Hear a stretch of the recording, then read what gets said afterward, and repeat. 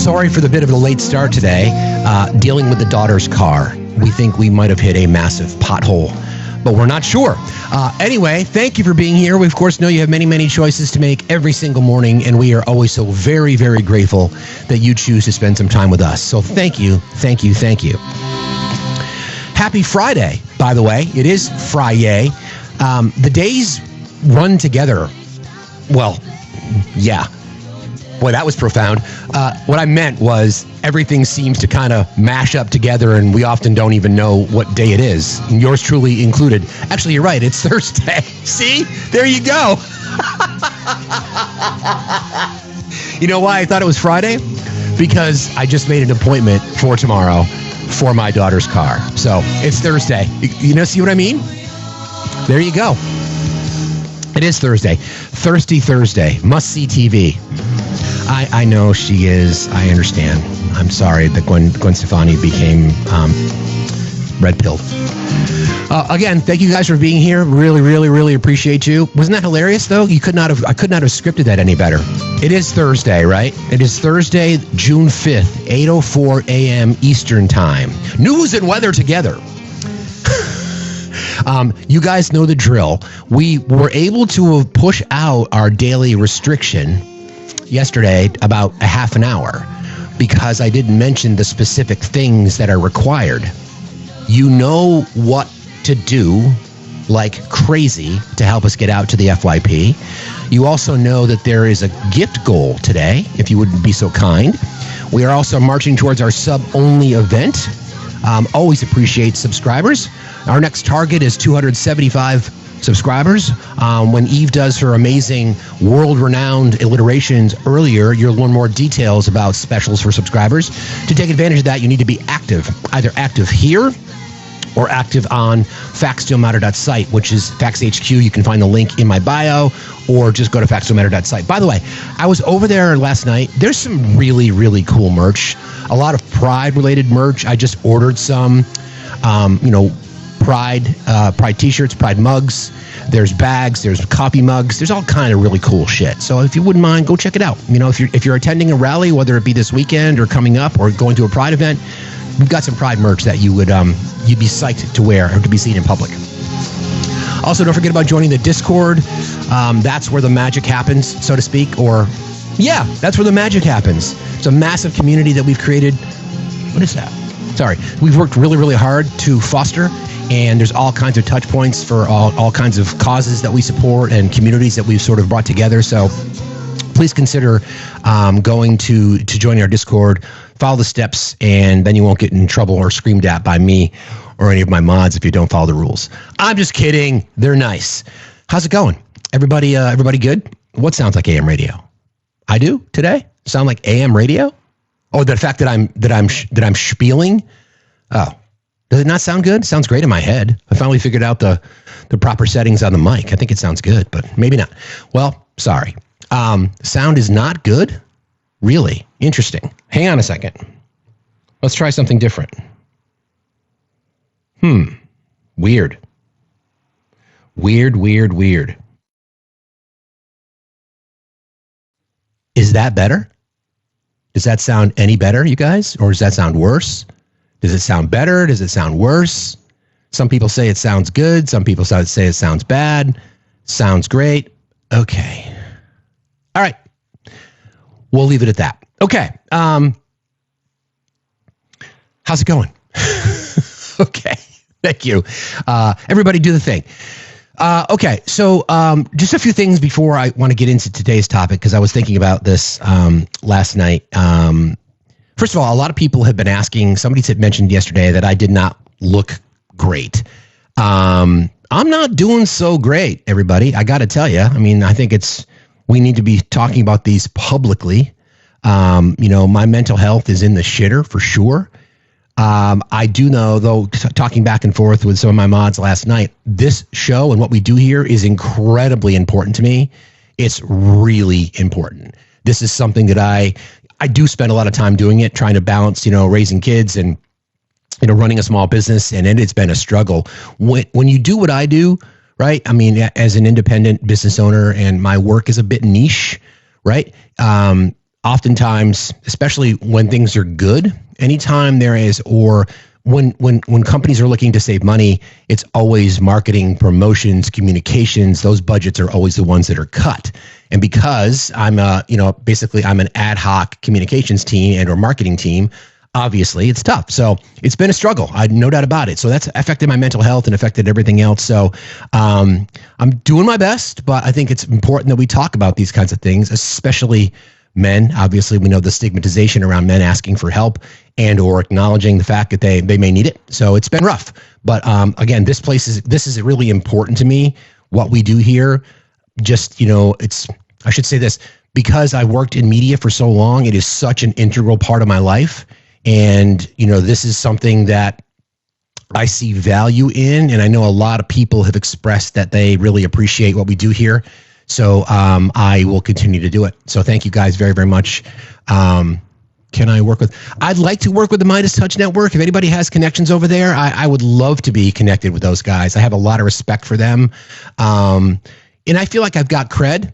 I feel like I've got, we've built a platform that has 110,000 followers now, and we've got a YouTube channel, and we've got an active Discord community, and we've got merch and all kinds of shit. So I feel like that. I feel like I could work with those guys, but I'm so freaking busy that I just don't have time to do that kind of reach out. So if anybody knows, well, there's our daily. What did I say or do? What did I say or do today that caused us to get a restriction?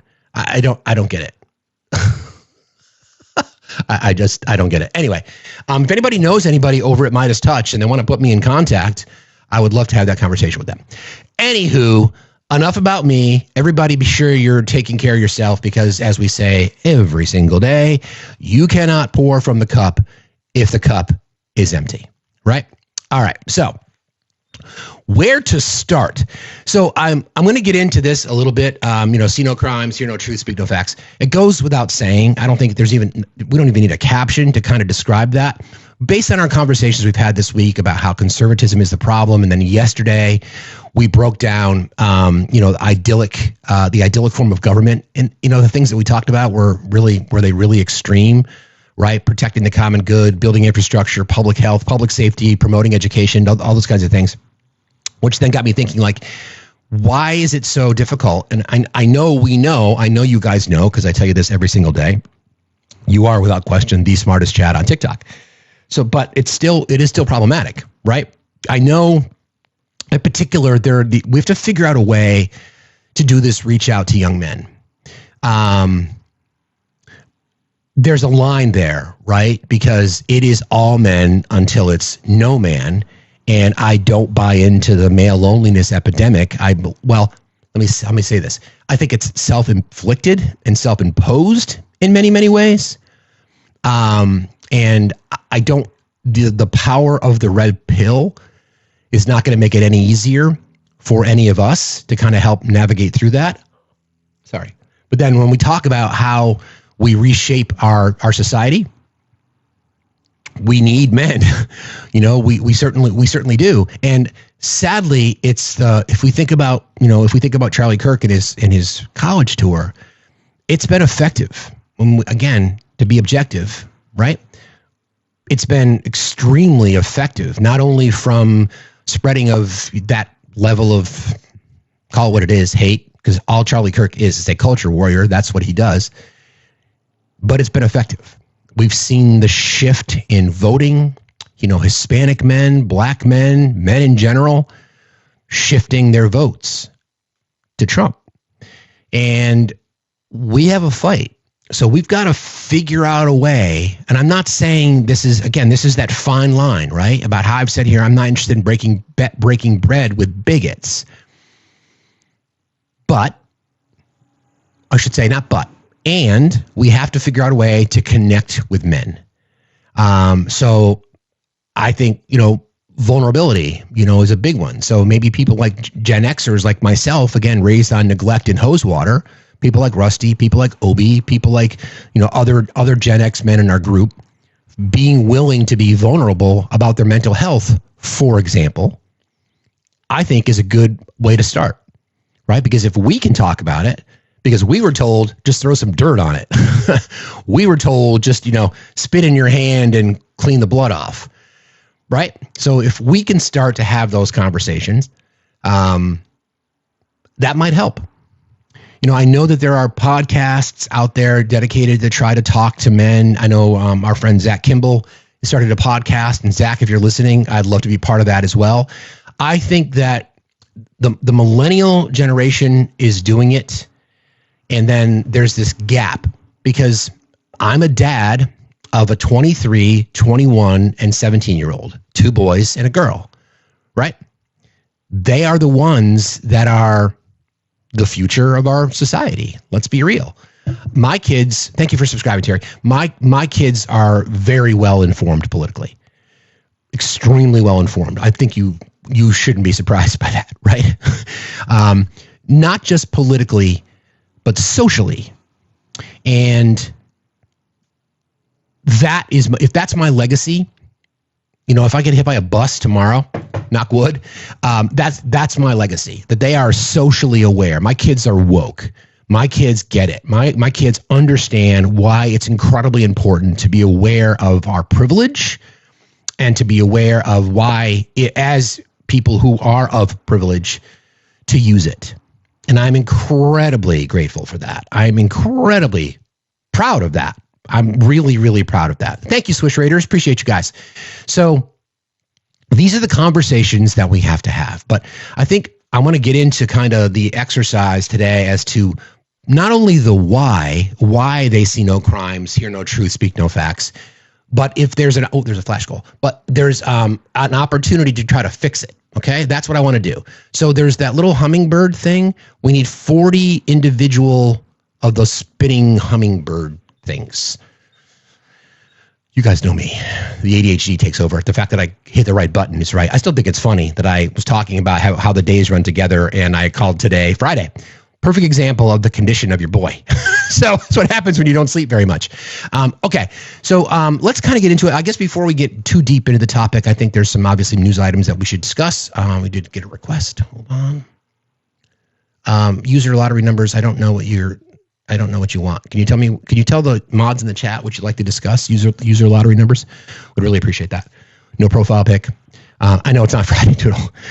Okay. So we played some sound yesterday, and I think this speaks to exactly what it is that we're talking about. So some of the sound bites I'm going to play today are really specific to kind of the theme, right? We had a conversation yesterday and shared some sound from Linda McMahon, the director or the Secretary of Education.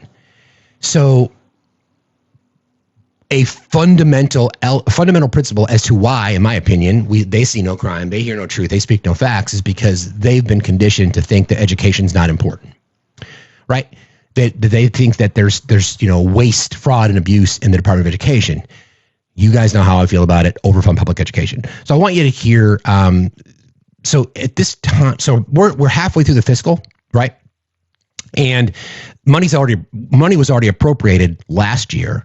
Congress, again, holds the checkbook. Money's appropriated and allocated, and agency heads, secretaries of DHS, Homeland Security, whatever it might be, education, are required to spend money as allocated.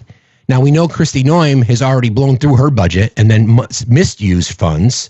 So we'll see if there's any courage in Congress to attempt to hold her accountable.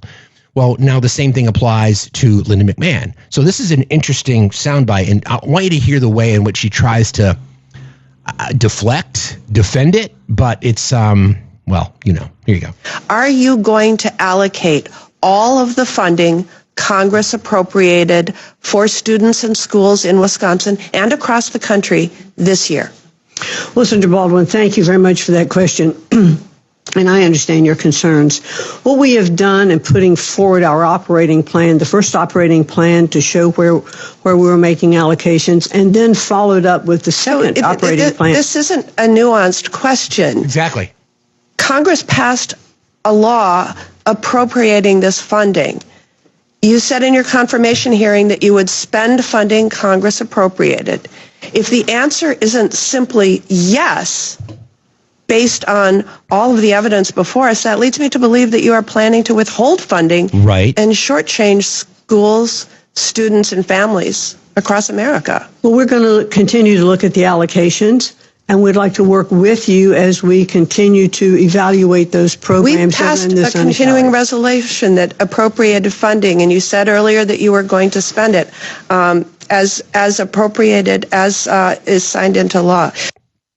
So that's another example, right? So can you just answer a question? And the problem with this whole red pilling, for some reason, people are apparently having an issue sending in the flash goal. So if you can't send the bird, just send stuff. You know the drill. It's reset. I can't reset. Well, they're different, right? Hold on. You guys are asking me to do something. That's weird. Okay, I've pinned it. It won't let me do that. The gift goal is there. Whatever. It's okay. You guys know how much I love asking for that kind of stuff. Anyway, it's tech. I know, tech Steve to the rescue. It's not even tech. It won't let me change it. So there's 9 minutes of that, and just find a gift and just do your thing. Anyway, that example of a non-answer is part of the problem. So the right has been conditioned to think that we don't need to tell them what we're doing. Most people don't understand that, that's how the government functions, right? We know that the House of Representatives is the one, is the one that holds the checkbook. The House of, thank you, is the one that holds the checkbook. It's the one that allocates funds. And then by law in our system, as it's today at least, agencies are supposed to spend the money as appropriated. So when they get into these little conversations, they just refuse to answer the question. And don't forget, Linda has this belief that money from the federal government should just be allocated to the state. And we certainly know that the states that are struggling economically cannot make up the difference. So where does it end? And this is the fight. This is why we emphasize on our show a lot about the importance of education. It doesn't solve every problem, but I tell you what, I'd like to take my chances with us prioritizing public education for once in our nation's history. Seriously, we've never done it. It's never been, we've talked a good game, but it's never been a priority. Okay, so a couple other things that popped over the weekend. There's more, or overnight last night. Trump has reinstated a travel ban. We know, we went through this. We went through this in the first administration. So now there are additional 12 countries. Proclamation on Wednesday banning the citizens of 12 countries from entering the United States, saying the move was needed to protect against foreign terrorists and other security threats. The directive is part of an immigration crackdown Trump launched this year at the start of the second term, which has included the deportation into El Salvador of hundreds of Venezuelans suspected of being gang members, as well as denying enrollments of some foreign students and deporting others. On the topic of foreign students, I've got some sound on that actually. It's just a weird. It's a bit of a weird flex. Like I don't understand why it's become an issue. Meaning, why would you want to? Well, I know why. I was going to say why would you want to deny visas for foreign students, because they bring their brain power here, and that's where I got to find this one bit of sound, because it is freaking hilarious. Well, let's go back to Linda again. Let's finish up with Linda McMahon, and then we'll get into the rest. Okay, so this is Linda again being questioned during her sort of dog and pony show in an attempt to deflect. It is racism, I know. We know that, but there's more to it, I think, than that. We'll get into that in just a second. This is Linda McMahon again, attempting to answer questions about her plans for, her plans for education. You plan to have those funds out by? Well, the funds that we are approving will go out in this year. Like in this next month, or in the fiscal year? You're running out of time. So will you allocate the $220 million for literacy programs that Congress appropriated for FY25? Well, Senator, as I mentioned earlier, we are looking at the unallocated dollars now to determine which of those programs we can best spend those dollars on. And I'll be happy to get back to you. And we want to work with Congress on those unallocated dollars to see where they could be spent the best. Well, what is your plan to make sure that that funding actually gets to the schools and students who's intended to support? We're running out of time here. Well, to look at those programs and then to allocate them to the states if those programs we believe is the best interest. Those funds were appropriated by Congress. Exactly. The department was to allocate them, and it really looks to me like the department is illegally impounding funding that would help our students succeed with plans that don't exist and just day after day going by here, and that's our concern. Well, let us work more with you as we update those allocations, as we did before. Okay, so let's break this down in simple terms. You give your kid $50 for gas, okay? And your kid takes the $50 and doesn't buy gas. Well, I told you this $50 was for gas. Yeah, I know. I just decided I didn't want to use it for gas, and I used it to buy, a video game or guitar strings or whatever that might be. Well, and then now you need money for gas. Yeah, I know. I need money for gas now, but I gave you money for gas. I try to break it down as simply as possible, but that's an example. The money's already been appropriated. When's the fiscal year? I think for the government ends in September, maybe September, October. I think it's September, October. Anyway, here we are, right? The school year is ending. It's already ended in some places. Lucky you guys. My daughter doesn't get done until the 19th of June. Can you believe that shit? Thank you. So that is an example of just the talk about waste, fraud, and abuse. There's a great comment that somebody left on the end of this video. I'll just read it to you. This is what happens when we elect politicians who don't actually care about education or children. We only get concepts of plans. This moment says everything. Senator Patty Murray asks Linda McMahon, a Trump-appointed official, when they plan to distribute the $200 million already set aside for children and education. Her response, quote, "We're working on a plan for the fiscal year." Fiscal year is almost over. There's no timeline, no rollout, just vague promises and public relations language. This is what the GOP does best. Conservatives do best.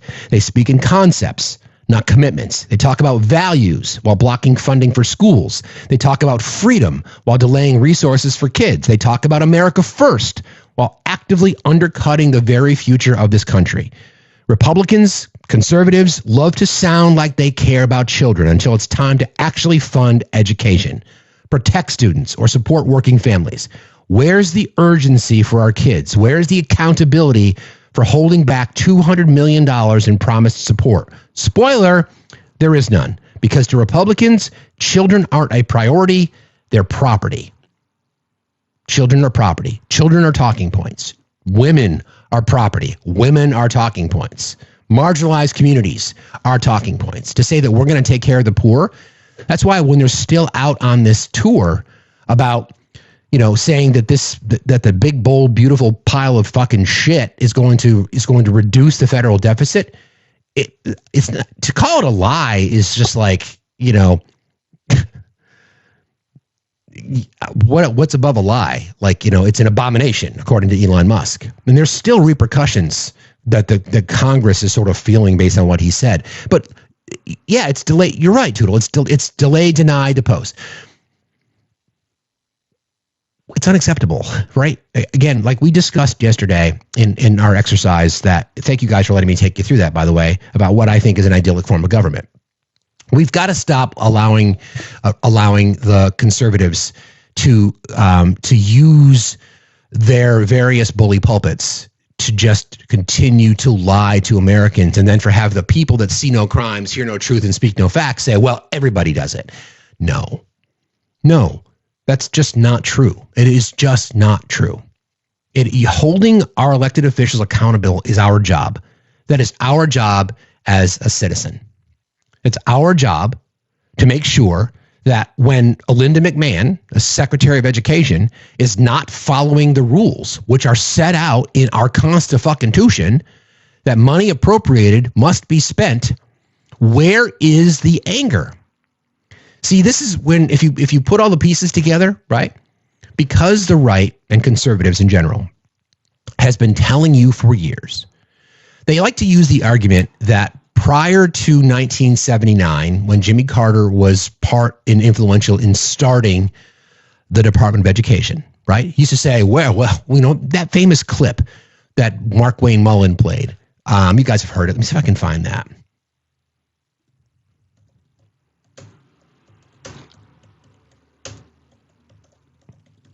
Let's see if I can find that.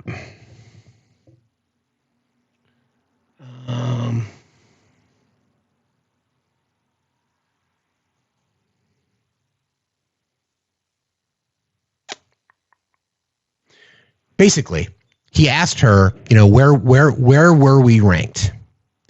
And because Linda McMahon doesn't know anything, she answered by saying we were ranked really low. Actually, at one point, we were ranked first, according to him, first globally. There was no measurement, right? We didn't measure things like that. There's no data that told us then where we ranked globally, right? Yeah, where was we ranked? Exactly, Blue Granny. Exactly. Where was we ranked was the question. If mods, can you guys try to find that quote? Do I have it right here? Anyway, point is that there's no data behind it. So the right now likes to use that to say, see, prior to the Department of Education, we used to be the best in the world. There's no data that tells us that. Now, we've been tracking it since we've had a Department of Education, and we know where we rank. We, again, to be America first, right? If we want to use that, I don't want to connect that term to its history. It's rooted in YT supremacy and the Triple K. But if we think about it conceptually, right? So we're entitled to have concepts of a plan too, right? So if you think about it conceptually, why would we not want to have the best public education system in the world? Why would we not want to have that? Why would we not want to have the best public education system in the world? It shouldn't be that hard. Got plenty of money to spend. It's not about that. It's about prioritization. And because speak no facts, hear no truth, see no crimes, have been told that indoctrination in public education and smart people, intellectuals, are the enemy, now they justify underfunding public schools even more. Now they justify taking funding and appropriations and money to support kids with special needs in public education out of, to cut the budgets. States are like, listen, we can't afford to pick up the slack here. We don't have the money. We just don't have it. We do not have the money to be able to do this. So they depend on the Department of Ed to supplement. I mean, you guys know this. So then you look at the big, bold, beautiful piece of shit fucking bill, and we see what's there, right? We see that they just, again, we know, don't tell me what your values are, show me your budget. So here we are.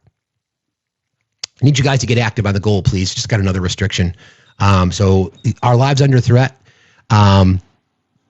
Don't know why, can't figure it out, but I just need you guys to really be active. So if you could please like and share like crazy, tap to your little heart's content. Let's see if we can blow past 100K. I don't give a shit about the auto tapper. Our auto tapper is going to be the auto pen. So we're in a fight. We're in a fight with the algorithm, and I want to win. Okay. All right. So I know I saw that it's a weird thing. So when you get the request, I don't know if you ever hold lot, you get what's often suggested as a flash goal, and we don't get to pick what the flash goal is. The algorithm itself sets it. And I've seen this in the past, like when a flash goal is set, some people may not have access to that particular flash goal, which is weird. Anyway, I digress. All right. What do I want to do now? I think I've sufficiently addressed and dragged Linda McMahon. I may not be done with her yet, but we'll see how that goes. Okay.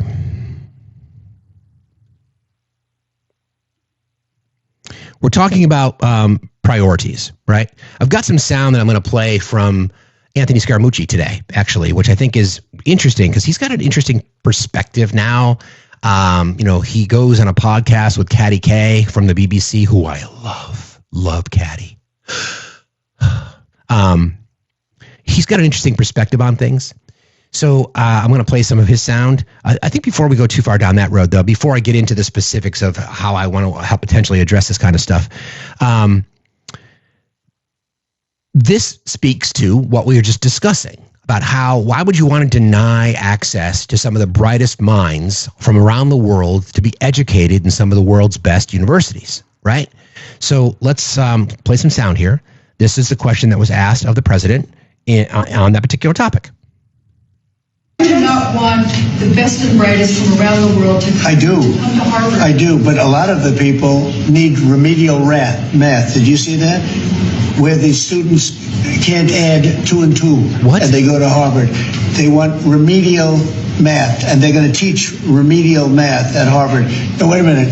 So why would they get in? How can somebody that can't add or has very basic skills, how do they get into Harvard? Why are they there? And then you see those same people picketing and screaming at the United States What? and screaming at, they're anti-Semitic or they're something. We don't want troublemakers here. What? But how do people that can't, when Harvard comes out with a statement that they're going to teach some of their students remedial math, that's basic math, that's not the deal. What? I couldn't even find what the fuck it was that he was talking about. So his claim was, why do you not want the best and brightest from around the world at Harvard? Trump said the university is, quote, going to teach remedial math and question how students who can't add 2 and 2 get into the Ivy League schools. Thank you. What? Okay, so let's follow the thread, right? We know what's going to happen next. There'll be a Truth Social post about it. There'll be the right-wing echo chamber will talk about it. People who are on the podcast will say, hey, have you heard? For foreign students, Harvard changed their admissions policy that you don't even have to be able to do math. See no crimes, hear no truth, speak no facts.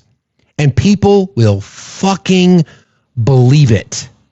Like, what? What? All right, just a little quick detour. I want to mention this one more time. As you guys have heard me talk about all week, and since there's 2 more days left, I'm going to continue. Beats for Good. This is a contest that is open to high school musicians, singer-songwriters, bands, performers in Vermont, New Hampshire, and Northern New York. So Beats for Good is part of what's called the Do Good Fest, which is a music event, an all-day music event in Montpelier, Vermont in mid-July. Headliners this year are The Fray and Plain White Tees. Beats for Good is a competition to allow high school acts to perform as part of that show. So if you go to voting form, which is right there, and then after you click on the voting form, you'll see the band called Punch. Punch is my daughter's band. There were 127 entries, and 10 were chosen as finalists. And Frey and the Plain White Tees were the judges. So now it's just a matter of which bands get the most votes. Simple. Voting ends tomorrow. You can vote every single day. You can vote more than once if you have a different email address. So please, if you wouldn't mind, hooking me up and hooking my daughter up, and then I'll report back because we'll find out on Monday when they announce the band that will be the performer. So again, voting form, Linktree bio, click on voting form and find Punch. Thank you, friends. I appreciate you. You guys are awesome. Okay.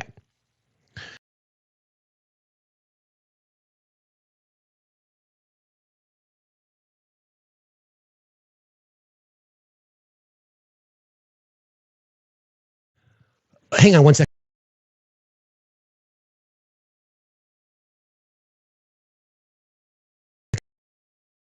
Anywhere. You can be anywhere. You can vote from any state that you are in or any country that you're in. You can vote from the moon if you're there.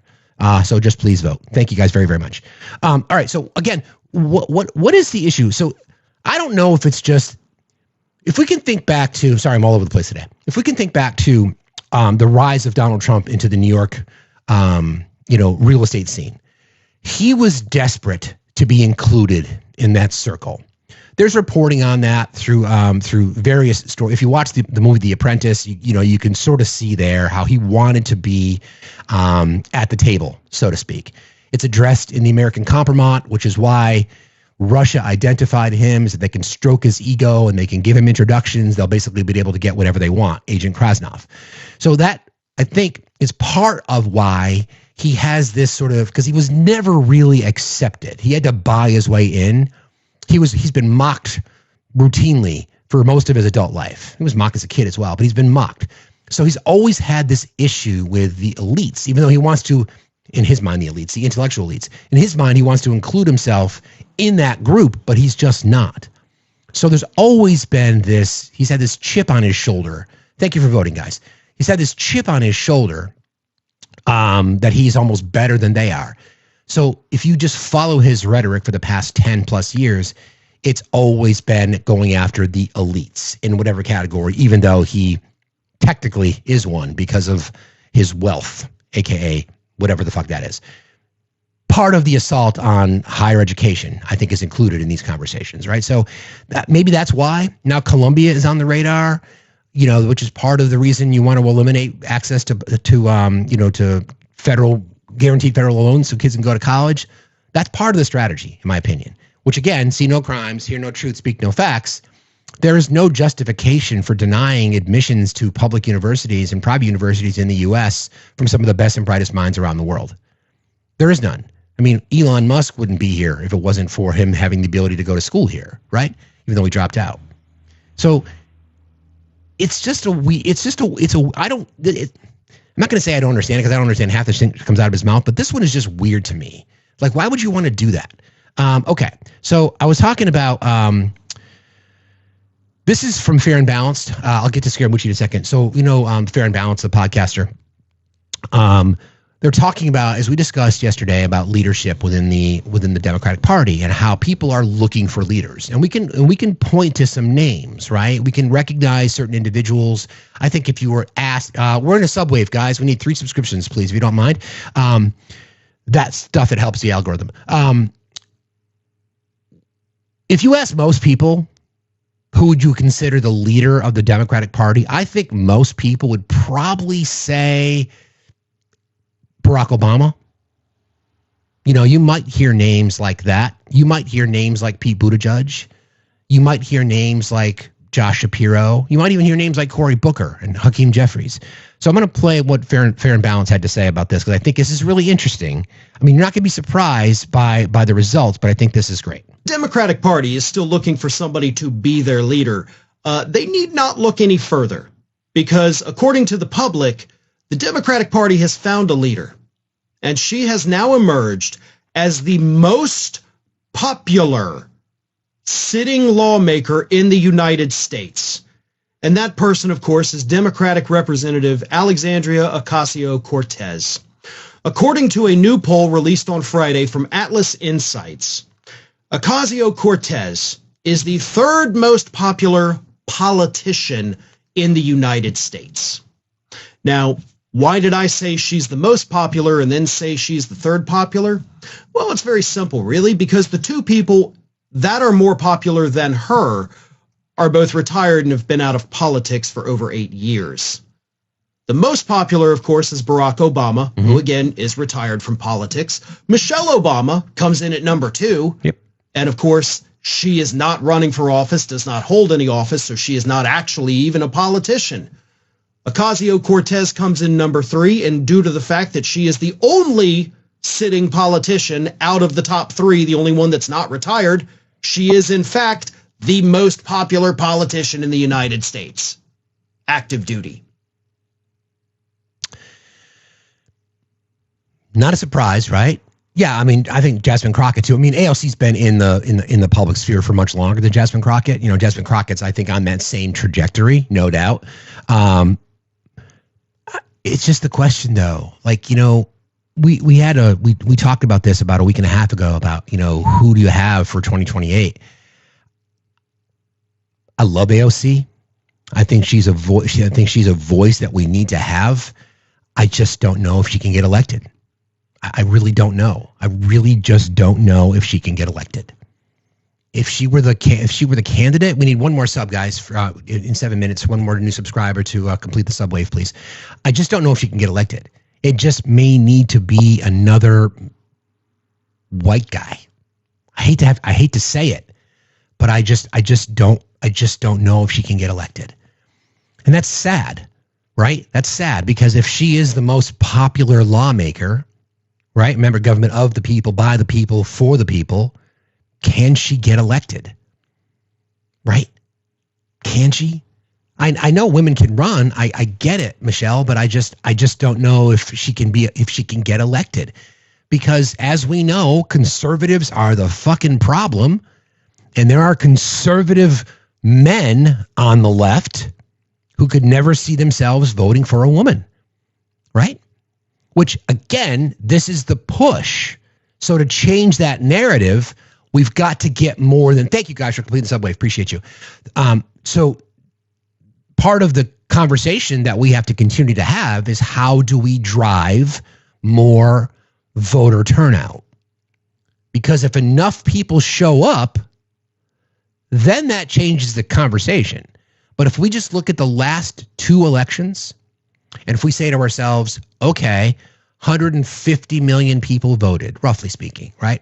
150 million people voted.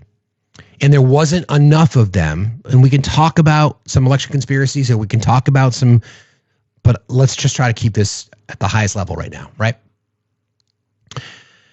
Not enough people were able to get a black woman across the finish line. All right.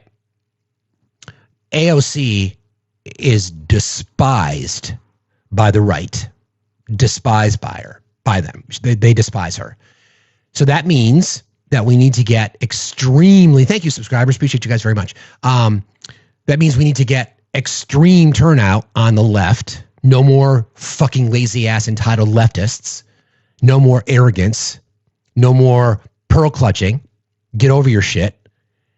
And we've got to tap into independence, because where the right is picking off little incremental changes in the electorate is that they're drawing in more men, which men have always been the problem collectively, but they're starting to get more support from Latino men and more support from black men. So how do we counteract that?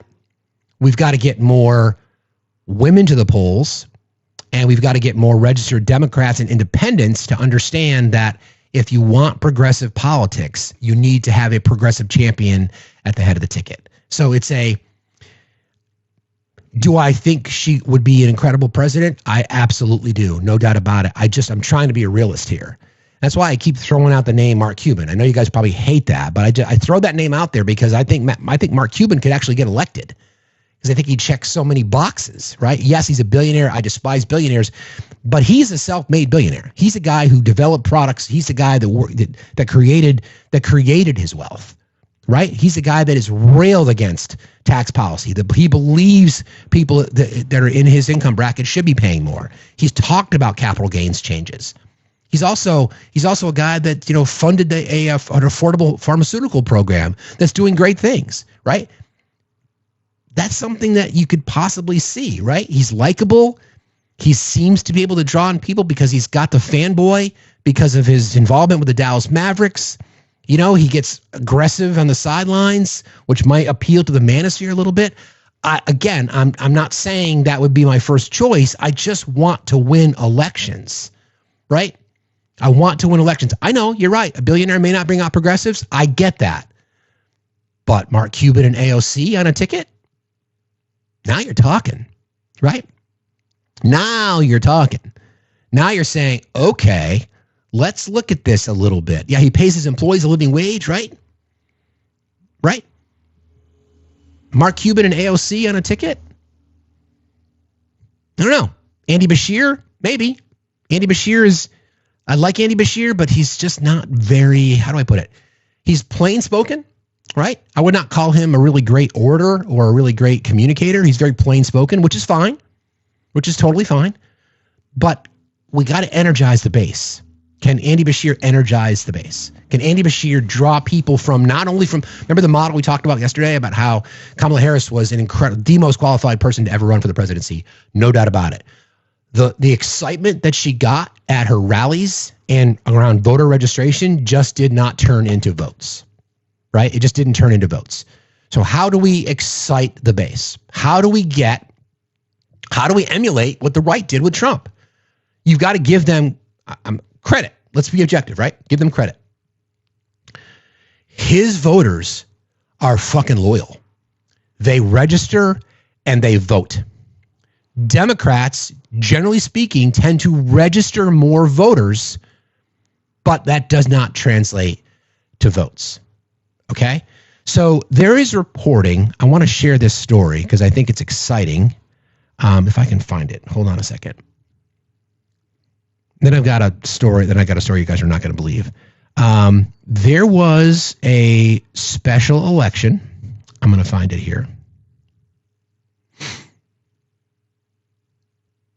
Where is it? Everybody keep tapping and sharing, please. I appreciate you very, very much. Where is it? I'm working on it. Stand by. I've got so many things that I've just not been able to get through that I want to make sure I cover off on today. Where is it? Stand by. Don't lose hope. Talk amongst yourselves. Here we go. As we've seen in numerous special elections prior to this particular presidential run, so going back to 2017, 18, 19, an endorsement from the president Trump was a really big win politically. It's not so much now. So there's reporting out of South Carolina, a special election in South Carolina. Democrat Keyshawn Scott defeated his Republican rival Bill Oden in a landslide win, to say the least, for a seat in the South Carolina House of Representatives. Scott, who was 24 and a member of the Bishopville City Council, secured over 70% of the vote of more than 3,600 votes cast in the special election. Oden, a former chair of the Sumter County GOP, just took over 29% of the vote, according to unofficial results from the state's election committee. This is the point, though. Kamala Harris won that seat by 5 points. Okay, she won. It's a relatively safe Democratic district, but she won it by 5 points. He won it with 70% of the vote. It's things like that tell us if we have the right candidate, if we message properly, and we say we are going to identify the fact that Donald Trump is a fucking fascist, that Donald Trump is a criminal, is the head of a criminal organization. 24-year-old black man in South Carolina won 70% of the vote. That's a model. Had the same thing happen with the state Senate seat in Iowa, I think. Had the same thing happen with that Supreme Court race in Wisconsin, where the candidate won by 11 points in some districts that were plus or minus 1 or 2 points here and there. That shit is huge. That shit is huge. These are the kinds of things that we need to say, like, what did they do? How did they win? Every day I go to the State House and I will carry the needs of the people, said Scott. Scott is the youngest person elected to the State House since Representative Brandon Newton, a Lancaster Republican who was aged 22 in 2016. Oden, who recently finished leading the Sumter County Republican Party for 4 years, acknowledged in a text to the Daily Gazette that he lost. God has something better in store for me, he said. Of course he does. Okay. Let me get rid of that. Eve, are you ready to come up? Because I could use a quick break. I got to fix something with my computer. And by the way, Eve and I were talking last night about her fandom because there is a significant group of people who are huge fans of Eve and Eve's alliterations. So while she's here, I'm going to take a quick break and I'll be right back, friends. Good morning. Well, we have a very special Pride Edition announcement from our friend Scotty, who's too hottie for my toddy. Welcome to the House of Facts, where the beard is silver, the wit is sharper than a contour line in drag, and the truth comes tucked and fully snatched. Don't even bother if ignorance overdrew your intellectual bank account. This is a facts-only runway, and baby, you either strut with integrity or get escorted out like a coyote ugly walk of shame. Tap that screen like it's Grindr on Pride weekend. Smash that heart like a closet door flying open at a Gaga concert. Gift goals are up, so toss a little coinage to your digital drag defender. Or be basic bitch, you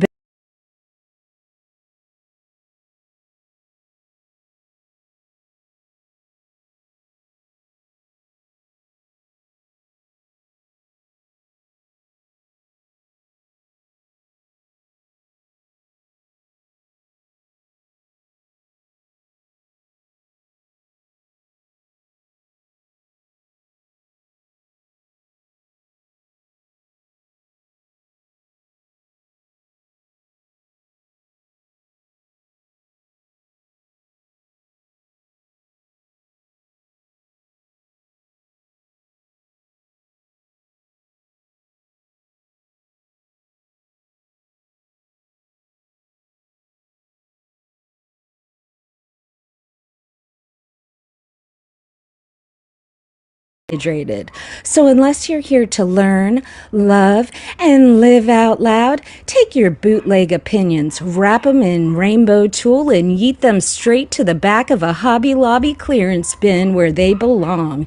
This isn't a MAGA safe zone, sweetheart, because here at Facts Still Matter, we don't do half-truths, we don't do conspiracy theories. So tuck your feelings, blend your contour, and be prepared to be educated. Now, sashay, shantae, unless you're basic, then bye, and have a fuck your feelings kind of day. New level unlocked. Thank you, my friend. I appreciate you. That's all, Scotty. Love you. I love you too. See you later. Bye. That's crazy. My gosh. I had to restart my computer, so give me a second here, guys.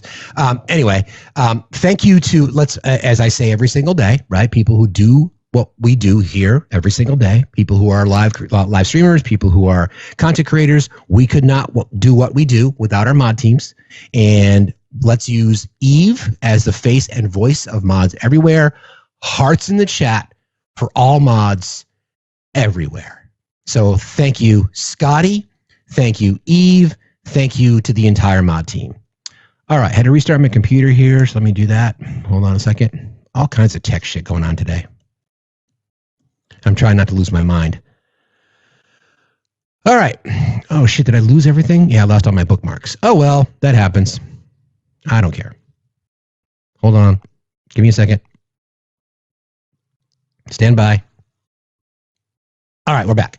So what we just went through, the exercise, right, about identifying the fact that AOC is considered the leader of the Democratic Party. We've got some examples of special election wins across the country. The question is, can we keep the momentum, right? So we've got to survive 2 years, basically. We've got to survive 2 years, a year and a half to get to the midterms in 2026. I'm going to do a breakdown probably in a month or so about how it's going to be tough to flip the Senate. It's going to be really hard to flip the Senate just because the math doesn't work. The maths doesn't really work. The electoral map does not look positive. But the House is another story. So we'll be tracking that, obviously. But I think to hear that news coming out of the special election in South Carolina, I was really excited about that. Okay, so let's kind of dive into our topic a little bit this morning. The reason I wanted to kind of do this was because as we've seen, where is it? We've seen the power of the red pill. We've seen the power of the misinformation and the disinformation. We've seen the power of the impact that the red pill effect has had on people. And the question then becomes, how do we, the collective we, how do we get past it potentially? Because this group of people, the see no crimes, hear no truth, speak no facts people, are really out there pushing this message to young men and people within their communities. So then the question is, do we stand a chance to try to take back the message? I think first things first, though, you have to identify the problem, right? So identifying the problem is like anything else, is the first fight. And then how do you address it? So let's call out what we see in regards to people who've been red-pilled. This is not going to surprise anybody, right? So the question that I asked is this. Why don't people want to learn? Many reasons, of course, and I think we can kind of break this down a little bit. I asked ChatGPT on these questions, and I said, okay, yeah, some of these things I agree with. So this is a combination of a ChatGPT response and my own information. Many reasons why people they may not want to learn. They often depend on context, emotional, social, economic, or psychological. Fear of failure or insecurity. So this group of people, right? We've talked about this before about how exactly fear and uncertainty. We've talked about this so many times about how when you connect your entire identity to a movement, to a belief set, to a firebrand form of rhetoric, anytime there's a crack, then that becomes a challenge. Now, in the past, we've seen people who are all in on something and then to find out what they were told was not true, right? So the Trump world is different because don't forget, people were all in on Elon. People said they voted for Trump because they wanted Elon in charge of Doge, right? So now Elon is burning this shit up, calling the big, bold, beautiful pile of shit an abomination. And he's going to use his money as the richest person in the world to, or so he says, to primary people who voted for it. So that's interesting that we've got this dynamic now. So there was already divide. There were already people, and for the purposes of this exercise, let's take them at their word. There's already people that said, I voted for Trump because I wanted RFK, and I voted for Trump because I wanted Elon. Okay, so RFK is, he's a lost cause, but whatever. But they wanted Elon. They wanted Elon in government. So how do they spin that in their head now? If they were to say that I was not a Trump supporter, but I wanted Elon. I'm a fanboy of the richest man in the world who took so much ketamine and psychedelics and everything else that he was having trouble peeing, and he got beat up by, some people say, Steve Bannon. Some people say it was Stephen Miller. Some people say it was Scott Bessent. Elon Musk wants to tell you that it was his little boy X who gave him the black eye. Different story. We can talk about that. I don't know. No one seems to know. So, all right. So here we are in this time now where Elon has left government and he is burning the bridge. The difference between Elon, when we're talking about opposition, the difference between voices speaking out, Elon and elected members of Congress, is that Trump has no leverage over Elon at all. None. Elon could buy Trump 30 times over or more, 100 times over. He's not beholden to him. He has his own social media platform. He doesn't need the bully pulpit. He's got his own. We've watched his popularity, though, plummet since he was involved in government, right? Elected officials, Republicans, just the opposite. They have no leverage. They cannot speak out publicly. Think about those that have. They're not in politics anymore. Liz Cheney, Adam Kinzinger, Mitt Romney, et cetera, et cetera, et cetera. There's examples. Now there's more and more. So Elon is in a really interesting position to be able to push back. Okay, fear of failure or uncertainty or insecurity. Learning involves risk. The question again is, why don't people want to learn? Okay, learning involves risk. The risk of being wrong, of not getting it, of being judged. Many people internalize fear of failure early in life and avoid situations that might make them feel dumb. So true, right? So true. So true. When we do debates, which, as you guys know, we don't really do them. I don't look to do them anymore. I don't even call it debates because it's not a debate. As somebody who was in debate club, these aren't debates. Okay, these are not debates. All right. A debate would be monitored. A debate would be moderated. A debate would have clear rules and guidelines that everybody would follow. This is not debating. Anybody who claims it's a debate, it's not a debate. Okay, change your language. Yeah, exactly. It's a conversation that is controlled by the person who's hosting the live. That's what it is. Open dialogue, conversation, agree to a certain set of rules and guidelines. Like when I was doing debates regularly, I said, okay, I'm going to introduce some rules. You can't answer a question with a question. And if you make a claim, you have to immediately back it up. Okay.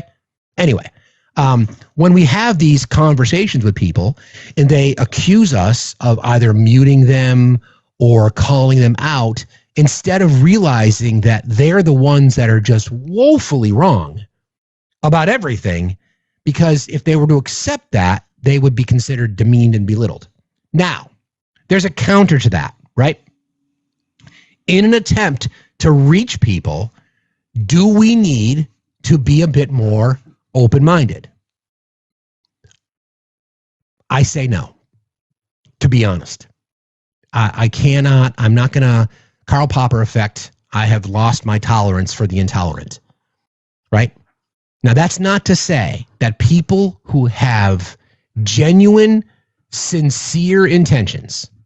Somebody who is recognizing the fact that they may have made a grave mistake. We know they definitely have. They are just coming to terms with it. I will have conversations like that all day long. Because if we don't live in a world where we want to see if we have, again, it's all about willingness, right? I'm going to be careful how I say this, so just let me get this out. I have made it very, very clear that the reach out is not going to come from me. I am not going to offer the plate of pasta. I am not going to open the door for bigots, racists, homophobes, transphobes, et cetera, et cetera, et cetera. With that said, if somebody knocked on my door and said, I feel like I've been lied to. I feel like I've allowed myself to fall into a trap of this particular thing because I was either raised that way or my faith. Would you be willing to have a conversation with me about it? I'm going to say, like, do you like red wine or white? I think that's the line, right? Would you guys agree with that for the most part? I know this is a chat filled with empathy, and I understand that. Now, I can say that as a privileged white guy in America. I can certainly say that because I'm not under threat. And it'd be difficult to look in the eye of someone who literally voted to take the rights away of people. But how? I tried for years. I know. I know. Been there, done that. I get it. I understand that. But at some point, right? At some point, we've got to get more people to the polls. We've got to get more people voting. Right? Okay. So learning involves risk. Again, the question is, why don't people want to learn? So learning involves risk. Risk of being wrong, not getting it, being judged. Many people internalize fear of failure early in life and avoid situations that might make them feel dumb. Also, low motivation or lack of relevance. If the material doesn't feel relevant to someone's life goals or values, it's hard to care. People often ask, why should I learn this? Why do I need to know about how government functions? They're all corrupt. Why do I need to know about tax policy? Why do I need to know about this and that? And they don't get a satisfying answer, so they tune out. And that's where confirmation bias and cognitive dissonance kind of creeps in, right? So I'm only going to seek the information that I know is going to support my bias. And in many cases, the bias has been taught to them, or told to them, I should say, right? These are the people that you should be biased against for no reason. They've just been told such. Poor past experiences. Bad experiences in school. Feeling humiliated, unsupported, or bored can sour someone on learning altogether. For many, school was more about obedience than curiosity. I had a really good experience in school, right? Sure, there were moments. There was a lot going on. There was a lot of violence in my house, sadly, at that particular time. So school was an escape for me. I played sports year-round. I was involved in music. I was involved in theater. I was a good student. You know, my school had a lot of opportunity. I was fortunate, and I worked hard. And my mother was an influence, and she would not let me slack. I was the consummate underachiever, I must admit. Had a really good memory. I could rely on that, and it used to drive my mom nuts. So yes, but a lot of people didn't, and a lot of people that we speak to or that are spoken to in these spaces probably peaked in high school in some cases. So they have a lot of resentment towards that. Maybe they were jilted by a girl they were interested in. Is that the right word? Jilted lover? Sure. Maybe they just were told that they were less than. And now they've achieved in their mind success. So they feel like they're on a retribution tour. They're going after people. It's not dissimilar to what Trump experienced, right? He was mocked, he was belittled, he was told he wasn't good enough by his dad, by the business community in New York. So they can assimilate. They can recognize that. They feel that's where I think they feel like he is their champion, because even though it's not true, even though their worlds are different, Trump started on third and a half base, right? They feel like, well, he was mocked, he was judged, I was mocked, I was judged, I can relate. But don't forget, he tried to connect with the black community, especially black men in general, when he used the mugshot for a t-shirt, saying, hey, listen, I got arrested too, so I can relate. He is a master at becoming relatable to people who would have no interest in being relatable to him. You know what I mean?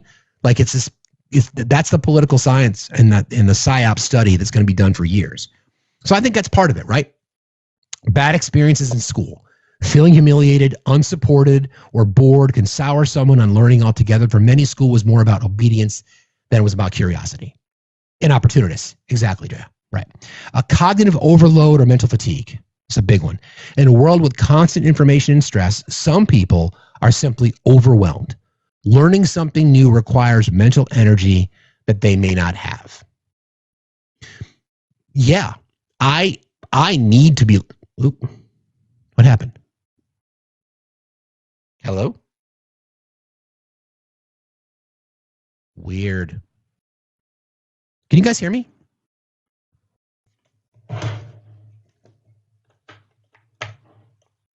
Check. What happened? Hold on. Hang on one second.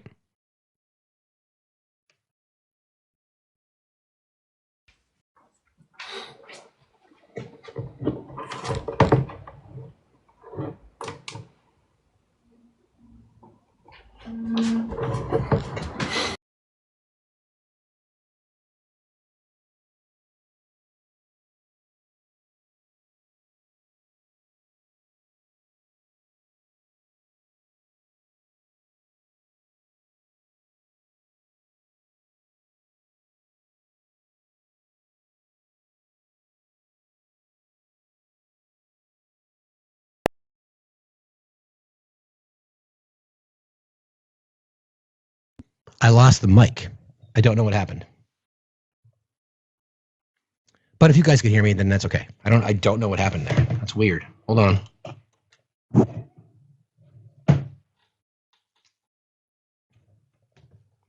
Check. Nope. Oh God. Okay. Yeah, cue Jeopardy theme. Hold on a second. Do I have it?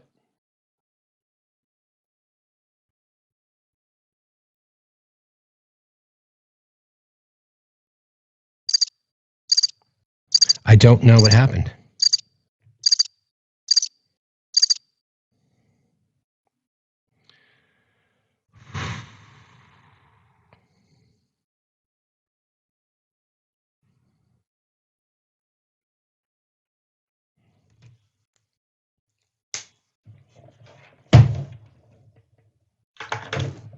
I'm going to restart. Can you guys come back? I'm going to restart. If you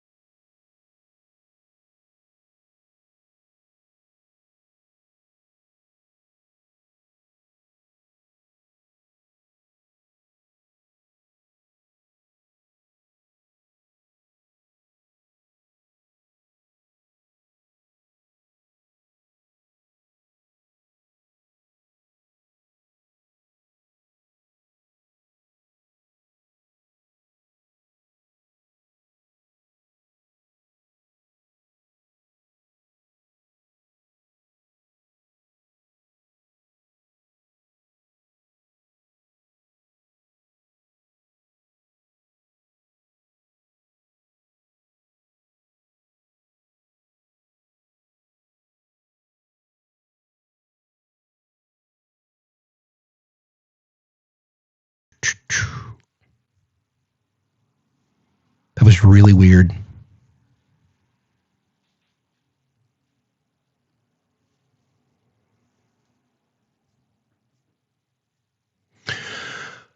Okay, thank you for that. Sorry, I don't know what happened. It was just everything on my Rodecaster Duo soundboard. Everything just froze. I couldn't change any settings, so just had to unplug it, turn it off, restart.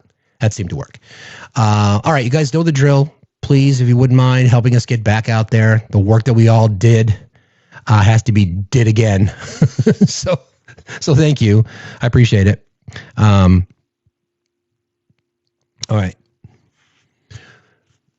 For those of you that are just joining, sorry about that. Had some technical difficulties. Shocker, right? I know you're surprised by that, but yeah, we did have some. So thank you again for being here. I appreciate y'all very, very much. Tap, tap, tap-a-roo, tap, and then tap again. It's funny, if we're asking for the tapping now. Tap to your little heart's content. Tap like you tap daddy it. Tap mommy it. Don't forget about the gift and goal. Don't forget about joining our team. If you've not yet done that, that would be something that would be beneficial as well. Let me change this real quick. Yep, do that right there. Okay. All right, we're good. All right, I want to get back to our topics then. So we were talking about the question that was asked was, why don't people want to learn? We've talked about fear of failure or insecurity. We've talked about low motivation or lack of relevance. We've talked about poor past experiences. I think those are all things that are relevant. Again, we're talking about why this group of people see no crimes, hear no truth, and speak no facts. And I think the overall assumption that I have made, it's because they're afraid to learn or an unwillingness to learn, right? They're not interested in either bettering themselves or improving their condition. They've been convinced that it just requires pulling yourself up by the bootstraps. You can send gifts now too? Okay, cool. Thank you. So if you guys wouldn't mind, any gifts you have, please just gifts so we can get back out to the FYP. I would really appreciate that. All right, so poor pet. Well, so much for that. We got that again. I don't get it. Anyway, all right. So then now we're moving into cognitive overload or mental fatigue. In a world with constant information and stress, some people are simply overwhelmed. Learning something new requires mental energy that they may not have. And I was talking about this when I had to restart. I need to have that level of mental energy. I need to be learning. That's why I read a lot. That's why I listen to podcasts. That's why my brain is constantly moving, okay? Constantly moving. And I think the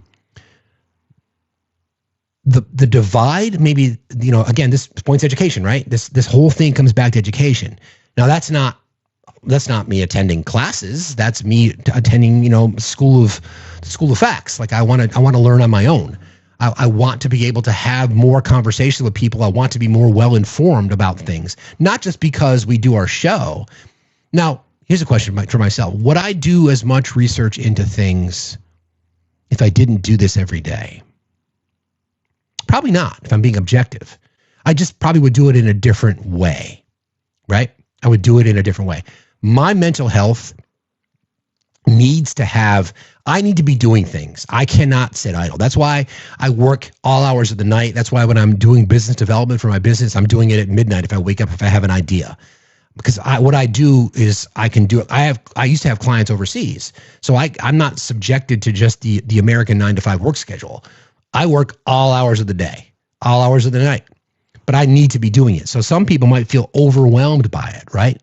Some people might feel like they're just completely not interested because they don't. It's no different than being overwhelmed by ADHD, right? Think about you might have so many things to do and you get none of them done because you're overwhelmed by it. I think this is probably partly true in the body politic. Cultural or social pressures. Again, the topic, if you're just joining us, is why don't people want to learn? Cultural or social pressures. In some environments, anti-intellectualism is normalized. Fascist regimes in particular. Questioning assumptions, seeking knowledge, or showing curiosity can be mocked rather than encouraged. When did being smart become a bad thing? Right? When did becoming informed about things be something that someone would question? Right? It's because a strategy and tactic of authoritarianism and fascism, right, is to force and or convince their supporters that anything that is in opposition to the leader, to dear leader, is either fake, is either rhetoric, or is dangerous. So the conversation we had earlier when I played the sound about Donald Trump saying 2 + 2, there's remedial math being taught. Well, because again, we have the best chat on TikTok. They did some research. And this is what it's based on.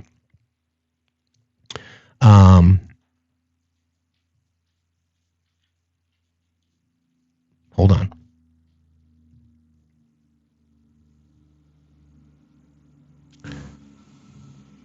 The New York Post, Harvard University, the Ivy League teaching remedial math. Remember how I was asking you guys where would Trump get that information from?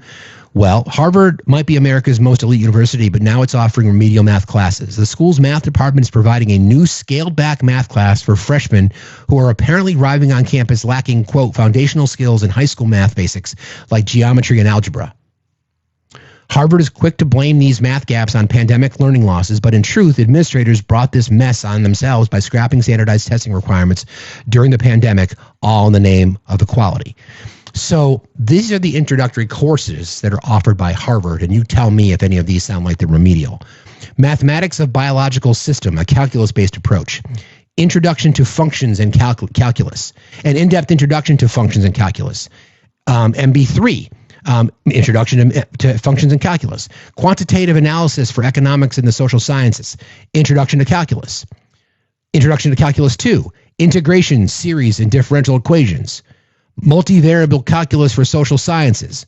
Obi, I know you're probably shifting in your chair, my guy, but let me just get through this. Linear Algebra and Differential Equations. Vector Calculus and Linear Algebra. Theoretical Linear Algebra and Real Analysis. Studies in Algebra and Group Therapy. Remember how I was asking where Trump got the soundbite for 2 + 2?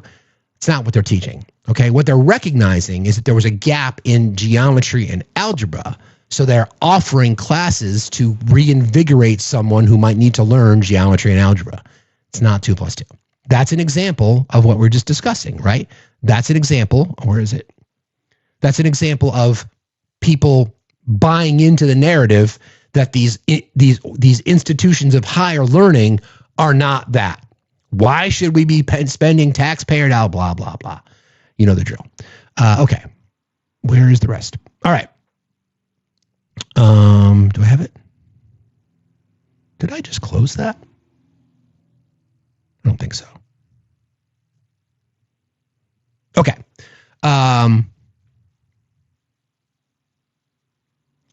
Cultural social pressures. Did I do that one?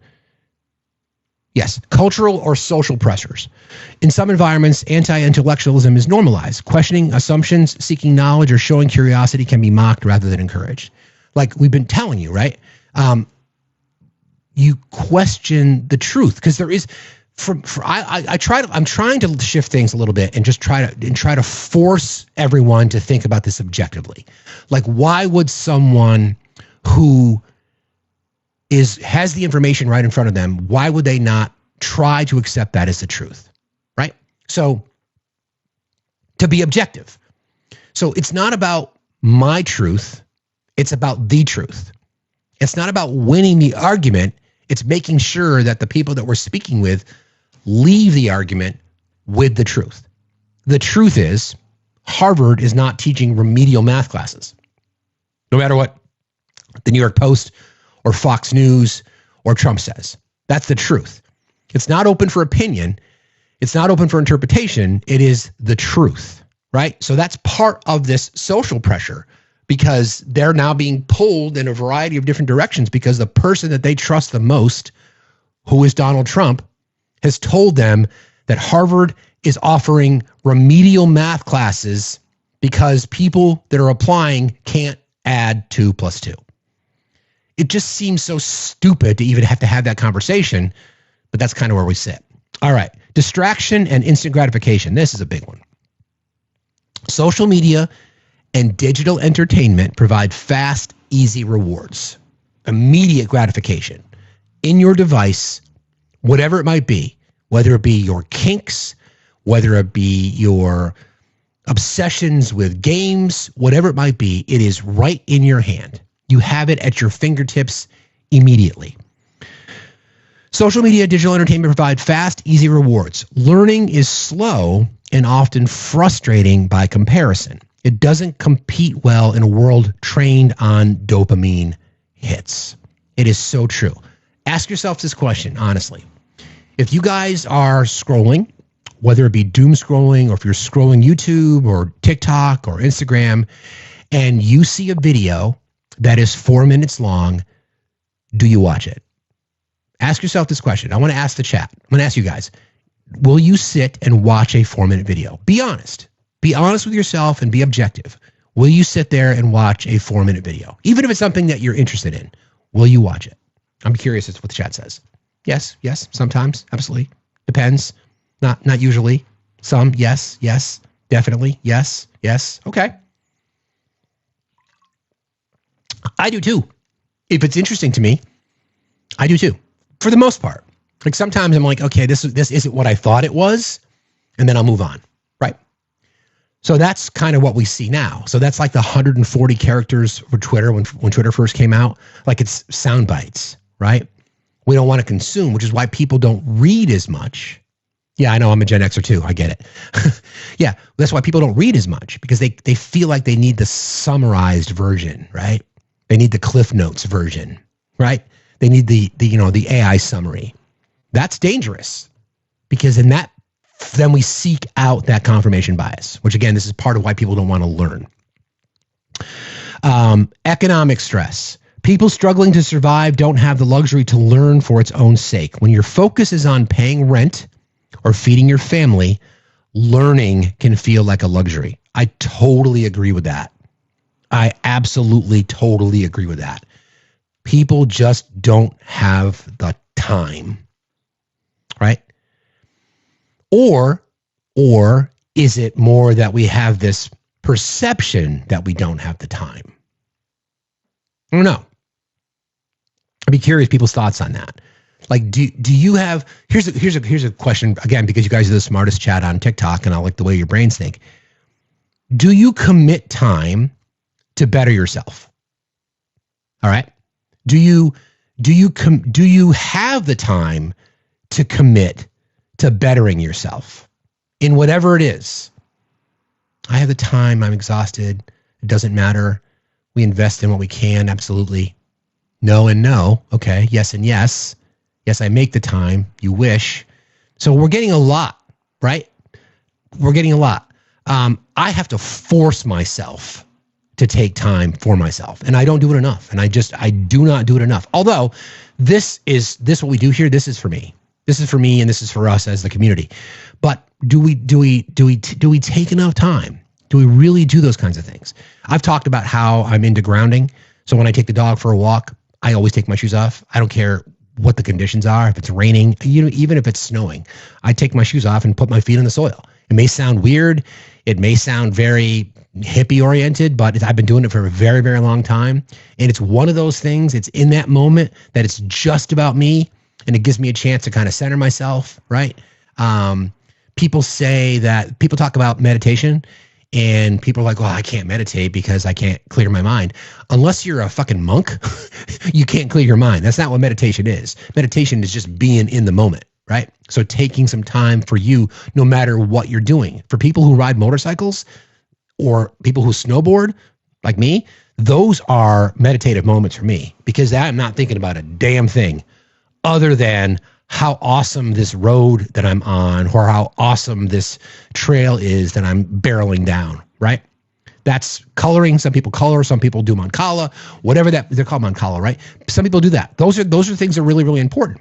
Now, I wonder if people that are hung up into their see no crimes, hear no truth, speak no facts, I wonder if they do the same, right? Washing dishes can be a flow. Absolutely. Cleaning the house, especially after a little 420, put the headphones on.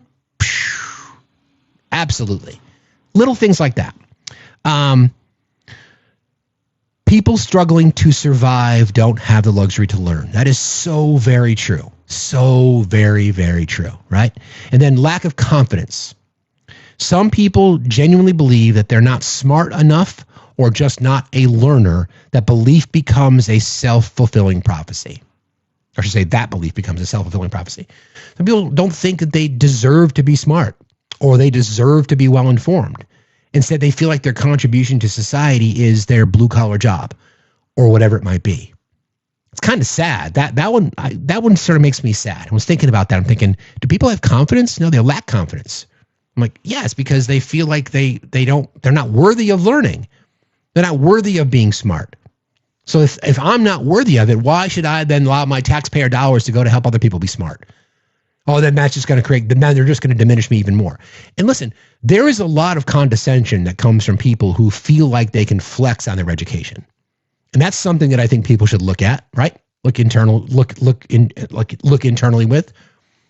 Your intelligence, you shouldn't approach your intelligence as some superiority complex to diminish other people who aren't. And I'm going to admit I've done that myself by calling people dumb. Right? That's not because I feel like I'm superior. That's just because they're dumb. I'm going to call it what it is.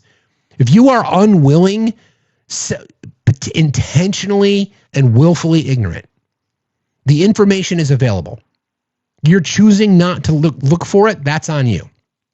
That's not me flexing. I'm proud of my education. I am proud of what I've learned. I'm proud of the commitment I've made to it. I'm proud to support the fact that my kids are interested in learning more. I'm proud of that shit. Some people aren't. Some people don't value it. That's the problem, right? Okay. Now, how about when it comes specifically? That's like the collective. Like, I think these are the things why people don't want to learn. How does it apply specifically to Trump voters? Okay. So I kind of, again, just off the hip. When it comes to Trump voters, or more broadly, many people in MAGA, their resistance to learning is everything that we've already described, that they've got this identity, emotion, feelings, all connected to their belief set. So when you hear them talk, you hear them say, well, I feel that Trump's economy was better when he was in office the first time, or I feel like he's better for the future of America, or I feel like he's going to look out for my kids, or, I'm passionate about, it's like the emotion comes out. Emotion's fine, right? But if it's only confirming your bias in your quest for, confirmation without having any truth behind it, that becomes a problem. Like, you can be, I wear my emotions on my sleeve. You guys know that. But I'm also smart enough and willing to say, okay, fuck your feelings, right? Fuck your feelings. If this is about, we're trying to navigate the hellscape of truth telling, right? Identity defense. Again, as we're describing the worldview of Trump voters. Supporting Trump has become more than politics. It's all about identity. New information that contradicts the beliefs can feel like a personal attack, not just a difference of opinion. I think that's the whole ball game, right? So you see no crimes because you've been told there are no crimes. You hear no truth because you're told that unless Trump tells you, it's not the truth. And you speak no facts because, again, if you were to challenge what you've been told, you would be considered a MAGA pariah and you would no longer be in the club. If you tied your identity to a movement, and this applies in any case, if your entire identity is connected to Trumpism and MAGA, it makes it impossible for you to step out. This is why we make the comparisons to cults, because the behavior is the same, right? The behavior is you cannot question the cult, because Daniela has talked about this. Our friend Daniela Mesnick-Young, she talked about this. The biggest threat to the cult are people who've left the cult. They're the biggest threat. Similarly, think about Elon right now, right? Like we talked about earlier. Elon has all the leverage because he's not beholden to Trump, unlike elected officials in Republicans in Congress, right? He's got all the cards. He is not beholden to anybody. He's the richest man in the world, even though he lost $150 billion. He is not beholden to anybody. He can do what he wants. He can say what he wants. He can criticize Trump. He can call the big, bold, beautiful pile of shit an abomination, and there should be shame on anybody who voted for it. Mike Johnson couldn't say that. John Thune couldn't say that. Elected Republicans can't say that, even though, you know what? A lot of them think it. A lot of them think it. If you tied your identity to a movement, admitting you were wrong threatens your sense of self, your sense of community, and your belonging. It's true. You're with your friends, sitting around in your MAGA circle jerk, and one of you says, well, we pay the tariff. No, we don't. No. China pays the tariff. No. We pay the tariff. We pay the tariff. Can you imagine if you are the one person on that island that says that? You're no longer going to be in the club. So what do? Maybe everybody around that barbecue are your friends and you grew up with them. And you're the one person in your community that says, no, we pay the tariff. No, our prices are going to go up because we pay the tariffs. No. Wait a minute. Hold on. No, we pay the tariff because that's how the economy works. No, I'm telling you, it's not China. It's not the exporting country. It's us. Like, can you imagine being in those conversations? So what do? Do you decide that you're just going to be silent? Right? Are you going to be silent about it? Or are you going to change? Reevaluate your friends? Is that easy for everybody though?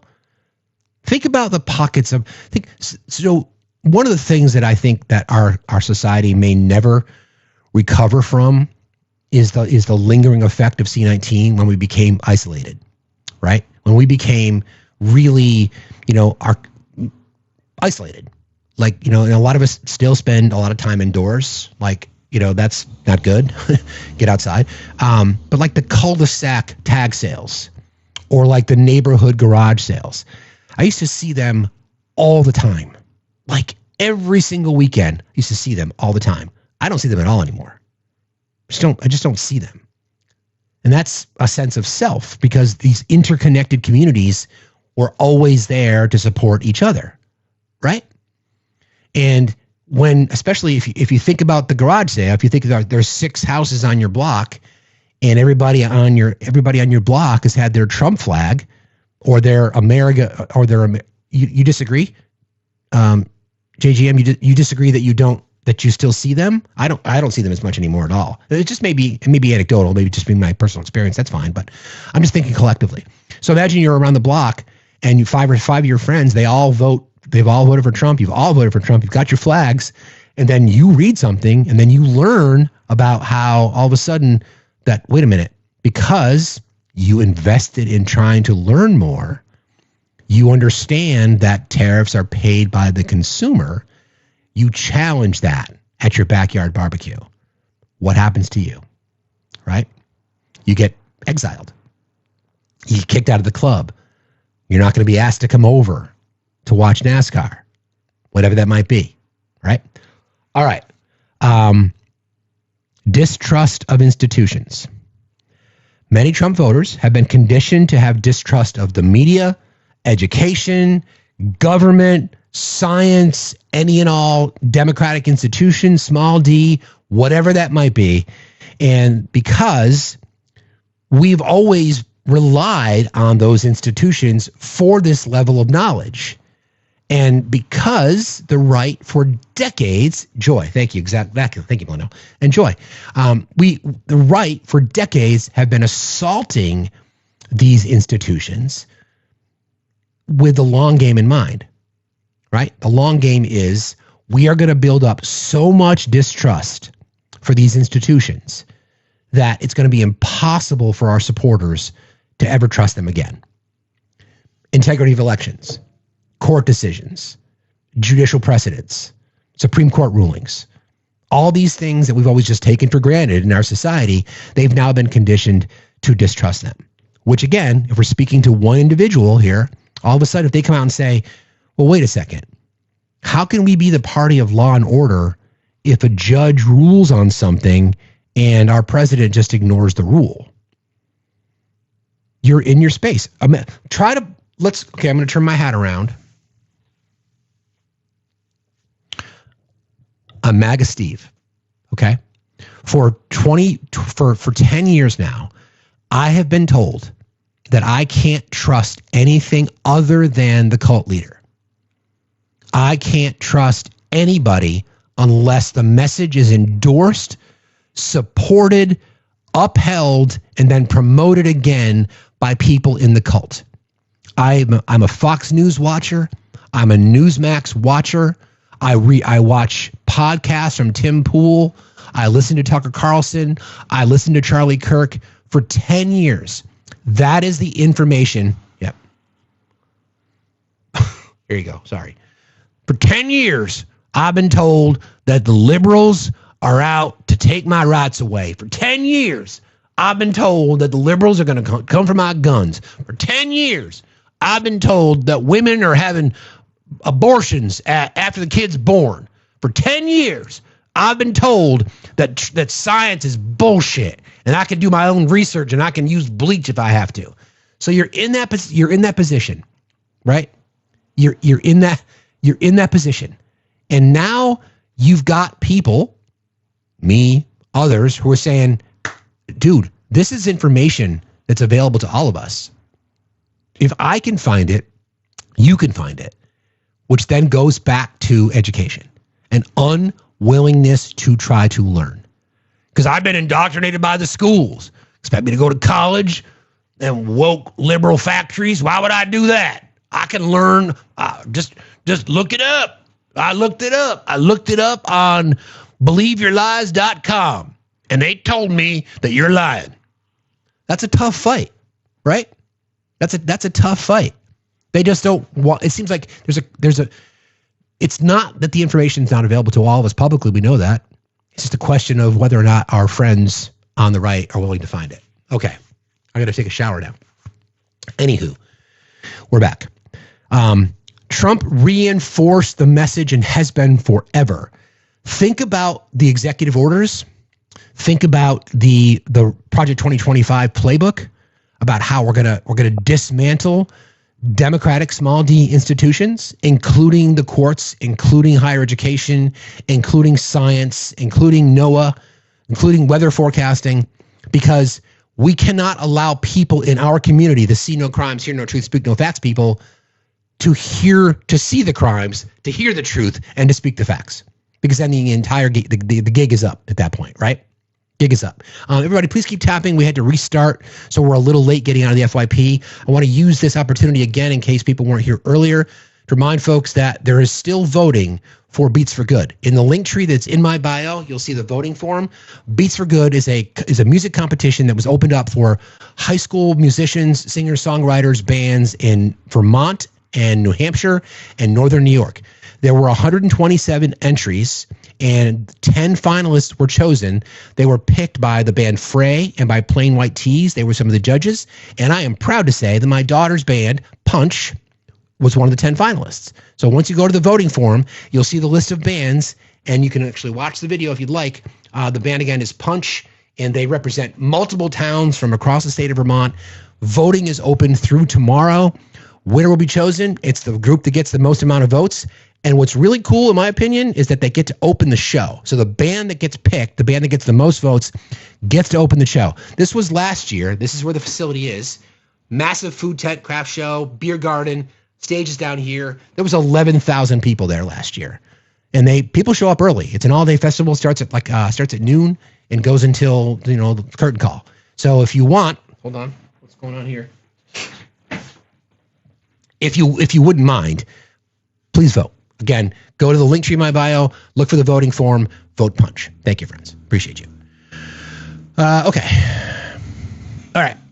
So, and then information bubbles, right? Again, this is we're talking specifically, it's like, why don't people want to learn, or their resistance to learn, or their inability to understand why knowledge is power, right? Information bubbles. This is a big one. Conservative media ecosystems, Fox News, OAN, Newsmax, social, echo chambers, filter reality. When only one side is presented, the other side is demonized. There's no incentive to learn from the other side. Now, we get this argument from the right a lot. And again, I try to be objective looking at this. They'll say that you guys do the same thing to us. You know, you'll demonize our beliefs. And that's partly true. And I think people on the left need to understand that. The difference is we have the truth on our side, which is why I say a lot, don't ever relent on the truth. When you know the truth around the fact that Donald Trump is a convicted felon, when you know the truth around that, don't relent. When you know the fact that he's an adjudicated sexual predator, don't relent. When you know the fact that he has spoken in just horrible, ridiculous, awful tones regarding women. I'll be dating a 10-year-old girl in 10 years. I have sex in common with my daughter Ivanka. I walk in on Miss Teen USA pageant contestants because I can, etc. Don't relent on the truth. They will say that it's the media. They will say, you guys just believe whatever the media tells you. No, some people on the left do, and shame on you. Remember we talked yesterday about tertiary sources, secondary sources, and primary sources. A primary source to confirm that Donald Trump is a convicted felon would be the court document, would be the judge's decision. A primary source of Donald Trump saying that he'd be dating a 10-year-old girl in 10 years is his own words. A primary source of the fact that a jury ruled unanimously that Donald Trump deliberately and forcibly penetrated E. Jean Carroll's vagina with his fingers would be the court record. Those are primary sources, right? So don't relent on the truth. So when people are in their information bubble, they're going to be in it. They're going to be sheltered in it. Because again, when they're all talking to one another, when they're fighting for space on their lives, they're going to say, oh, you just believe the media. Okay, well, I can back it up. Can you? Which again, when you're systematically misinformed. Exactly. When you guys, here's a little tip, right? If you are in these conversations, remember, I go to right-wing spaces, so you don't have to. You're welcome. Although I don't as much anymore because this is not good for my mental health. When you're in these conversations with people, just force them to provide counter. Say, listen, I can back up my claim because this is what the court ruling says. And then that leaks into, well, we're supposed to trust the courts. You see what I mean?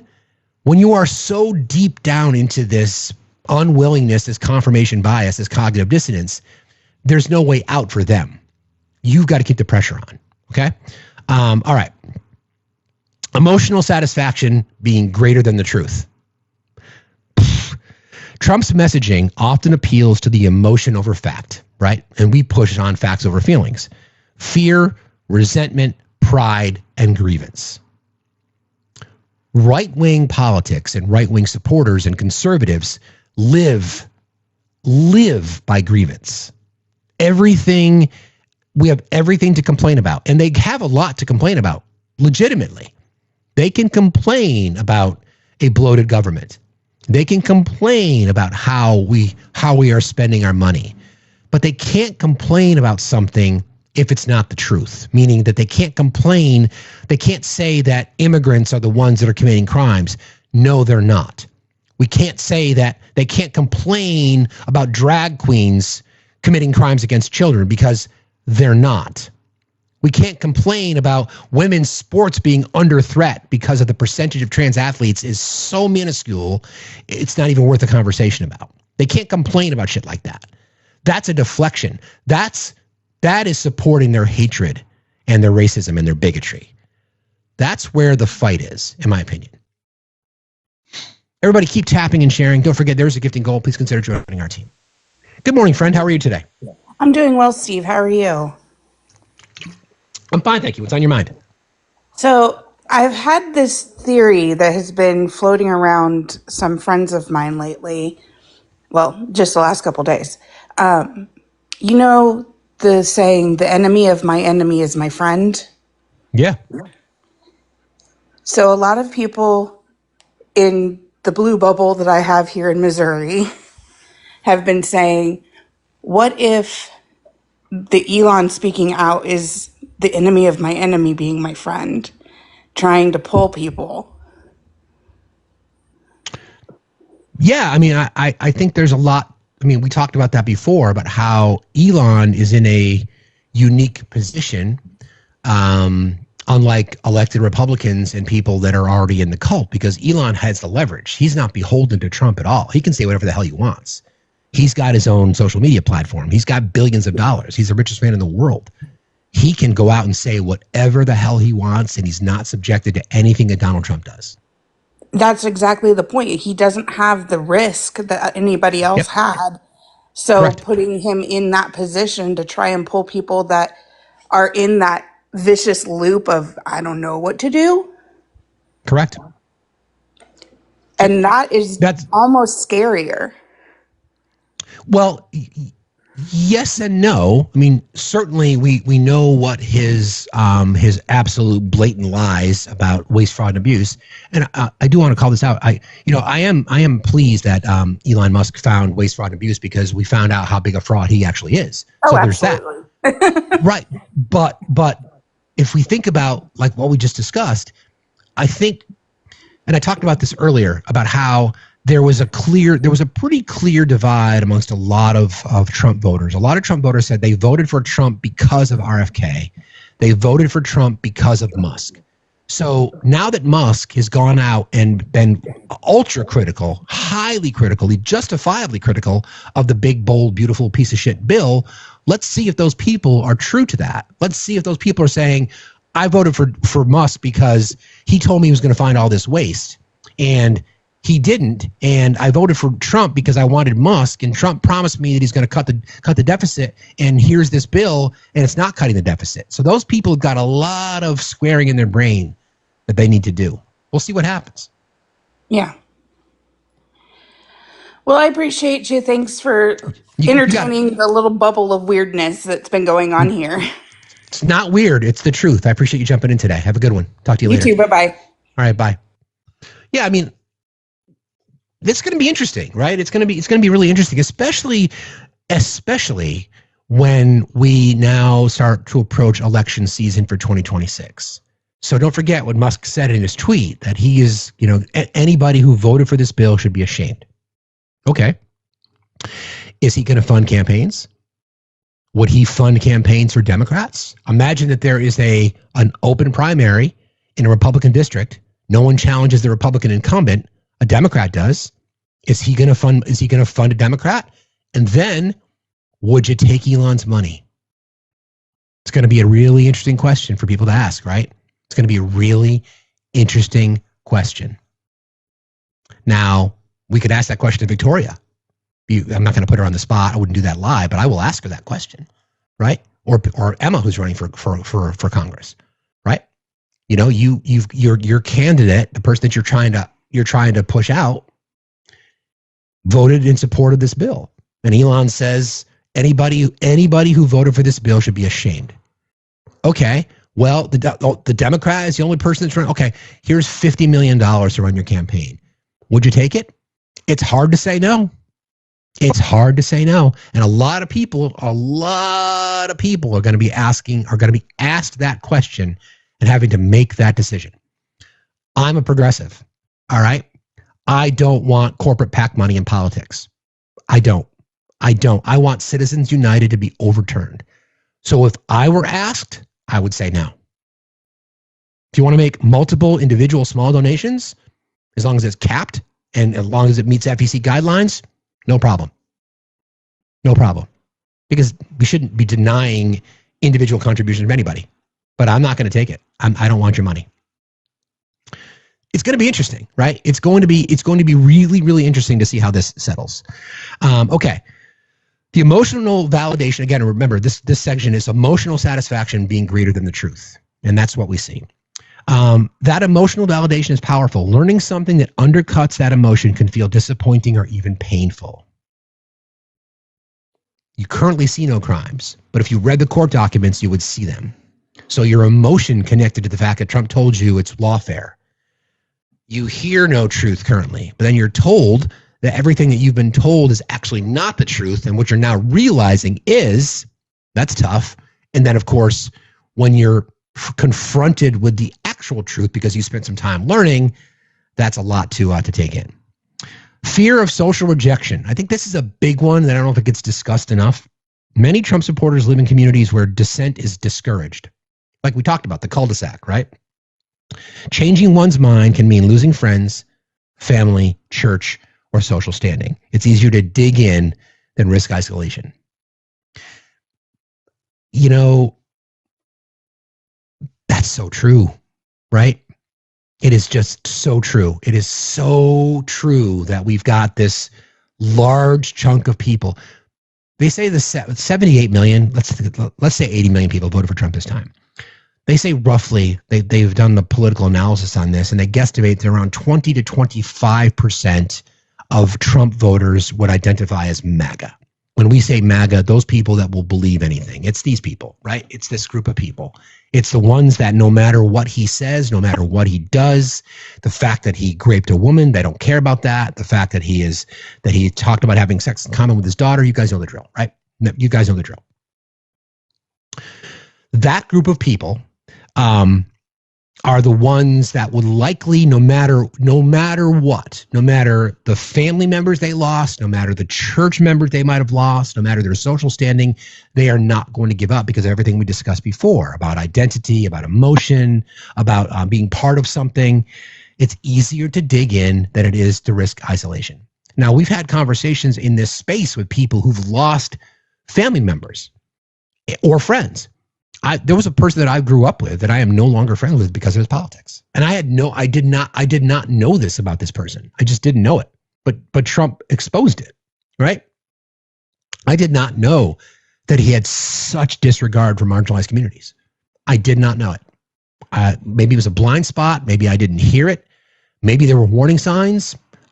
I don't know. I don't recall that. This is somebody that I used to race motorcycles with when I was a kid. I've known this person forever. We played baseball together.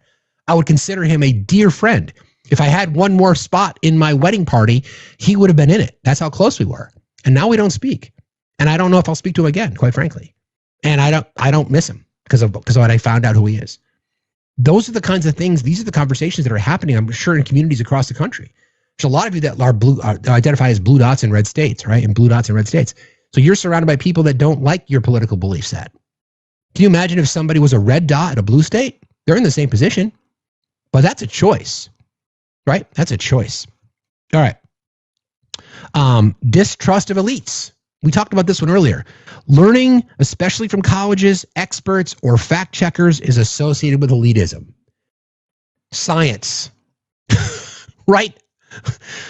Science is objective. Math is not biased. Math is math. In the big, bold, beautiful budget bill, the math in that bill tells us that they are going to add trillions of dollars to our debt. It's not opinion. It's math. Math tells us that millions of people will lose their health care. Math tells us that currently there are 41 million people that are beneficiaries of SNAP benefits, and that program will be cut. Math tells us that the agency and the committee in Congress, Energy and Commerce, who's responsible for monitoring the Medicaid budget, has been told, based on the math in this bill, to cut 10% from their budget. They can only do that by cutting Medicaid. Math. It's not opinion. It's not opinion. So you're distrusting fact checkers. You're distrusting math. You're distrusting science because you've been told to. The conditioning, right? Yes, right. Obama invented math. The conditioning, the indoctrination. I want to take back that word. They've been, the left has been accused of indoctrinating our children. Yes.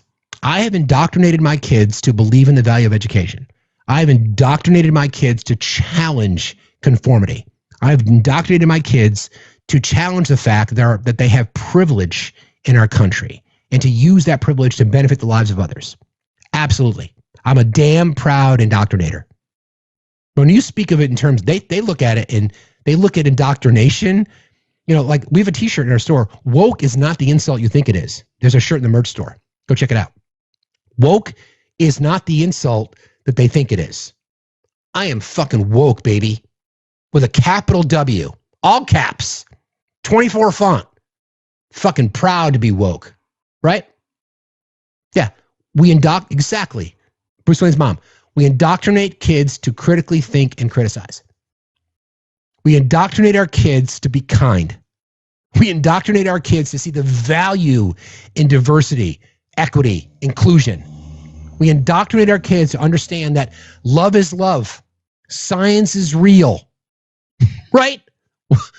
Woke as fuck. Damn straight.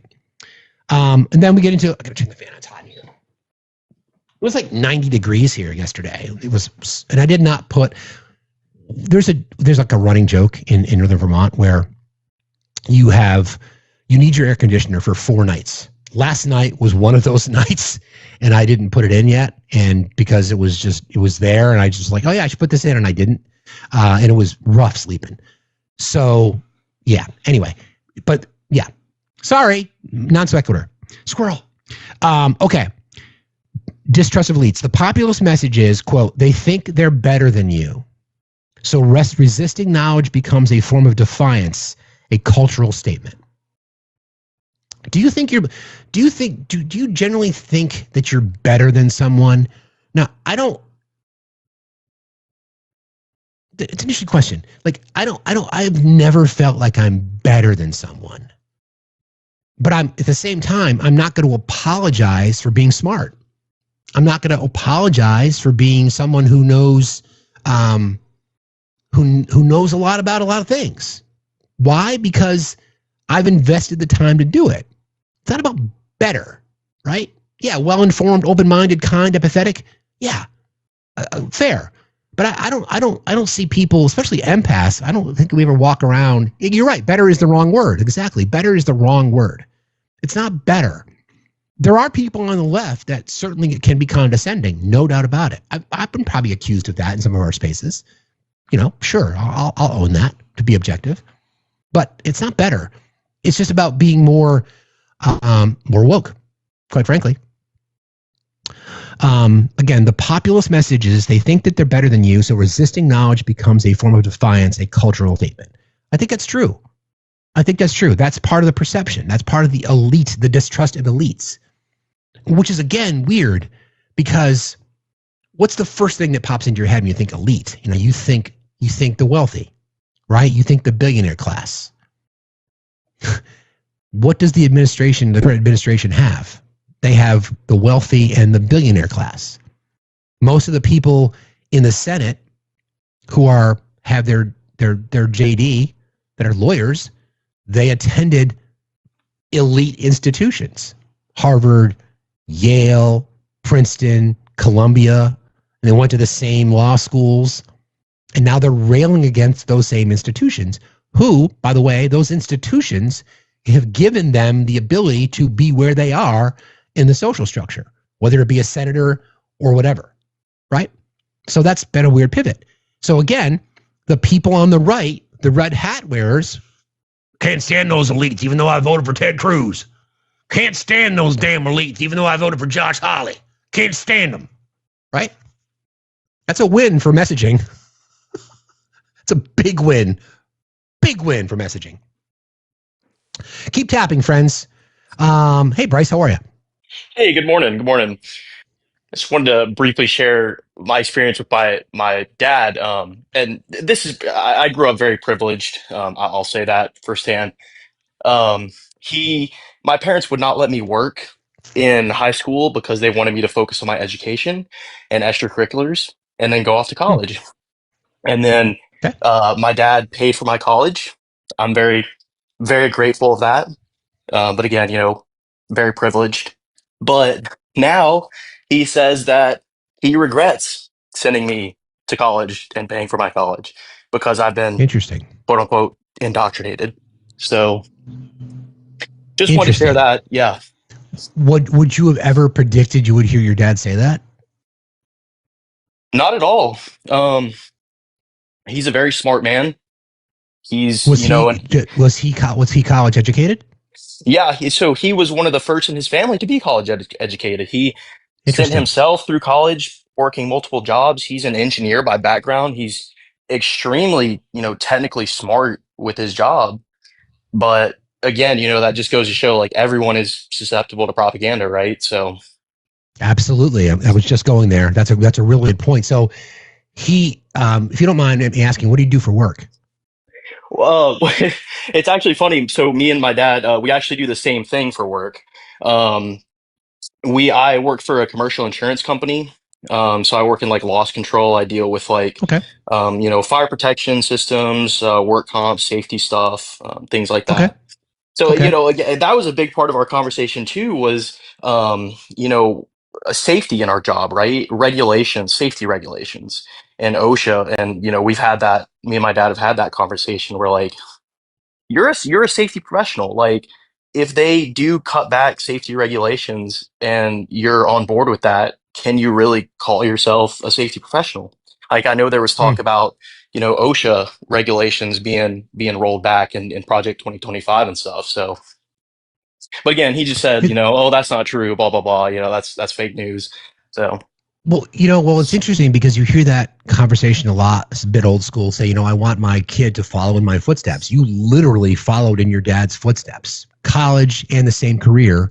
right. And now he's regretting the fact that he encouraged you and supported you in following in his footsteps. That's weird. That's a weird one. Pretty much. Yeah. Yeah. It's that cognitive, it's literally that cognitive dissonance. Yeah. Yeah, it is. But I appreciate you sharing that, friend. Thank you very much for sharing that with yeah. us. I Yeah. appreciate Thank you. you. Yeah. Have a You wonderful got day. it. You too. Same thing. That's wild, right? That kind of throws this whole thing into a different perspective, but I guess not really. So, wow. My mother received a doctorate in education. My dad had to drop out of high school because his father passed away when he was 14. So he had to drop out of high school to take care of his mom. He went back and got his high school degree at night, became an engineer. So I was the first person to graduate college on my dad's side of the family, my son, who just graduated a couple of weeks ago, being the second. So it was always an interesting split in our family, but my father was always about, you know, pursue higher education. He was always about that. So I think it's interesting, the conversation we just had with Bryce about how his dad went to college. He supported his son to go to college financially, paid the bill. They both now work in the same career. So his son literally followed in his footsteps, and now he regrets it because of, as Bryce said, propaganda messaging. That's wild. That's going to be really, really, really interesting because you're probably going to see, let's kind of play that out, right? You've got a parent, a mom or a dad who went to college, right? Who are successful, right? You know, they're middle class, they're working poor, as Felice and I like to say. You know, they own a home, they've got a car, they can take a vacation occasionally. You know, they're living at their means, not necessarily above. Their son or daughter says, you know, I want to go to college. And their parents, because they've been red-pilled, saying, no, it's just an indoctrination factory. But you went. Well, I don't care. It's different now. Why is it different? Can I pursue things that I want to do? You were able to do that. Well, no. I didn't. No, you can't. That's wild. Bryce, thanks for sharing that with us. I appreciate that. Which then leads to the next category, propaganda and repetition. Decades of right-wing media have cultivated a rejection of nuance, repeating simple lies, stolen election, fake news, lawfare, weaponization of government drowns out more complex truths, right? Propaganda works not by persuading logically, but by conditioning emotionally. So we've moved so far away, not the collective we, but yeah, I should say the collective we as society, we've moved so far away from logic that emotion is now the recipe for the day-to-day. And I think what Bryce just described, and thanks again for joining, Bryce, what Bryce just described is a really good example, right? Because of the conditioning of propaganda that we can't trust elite institutions. When we have, you know, MTG claiming that you can get a degree in LGBTQ, whatever the fuck that is, there is no such thing. But that propaganda machine gets spread like a virus, and it breaks up families unnecessarily. It's wild that I'm glad he shared that story. And then cognitive dissonance. Okay. Learning something true, like Trump lied, or policies hurt people, or tariffs are paid by the exporter, creates internal conflict. It's easier to deny the truth than feel the conflict. This is why people will often double down even when shown clear evidence. My final thought. It's not about stupidity. It's about psychological safety, group identity, and emotional manipulation. To reach someone in this space, you have to build trust before offering truth, which is slow, difficult work, but not impossible. I am not up here suggesting to any of you that you should reach across the table. I have made it very, very clear that I am not doing that. Like I said before, if there is a willingness from somebody who wears the red hat to say, I think I was wrong, would you be willing to have a conversation with me? I would encourage you to say yes. Again, that comes from someone with a lot of privilege, but I would encourage you guys to say yes. I'm going to be back real quick. I'm just going to do this. I'll give you a little bit of saxophone.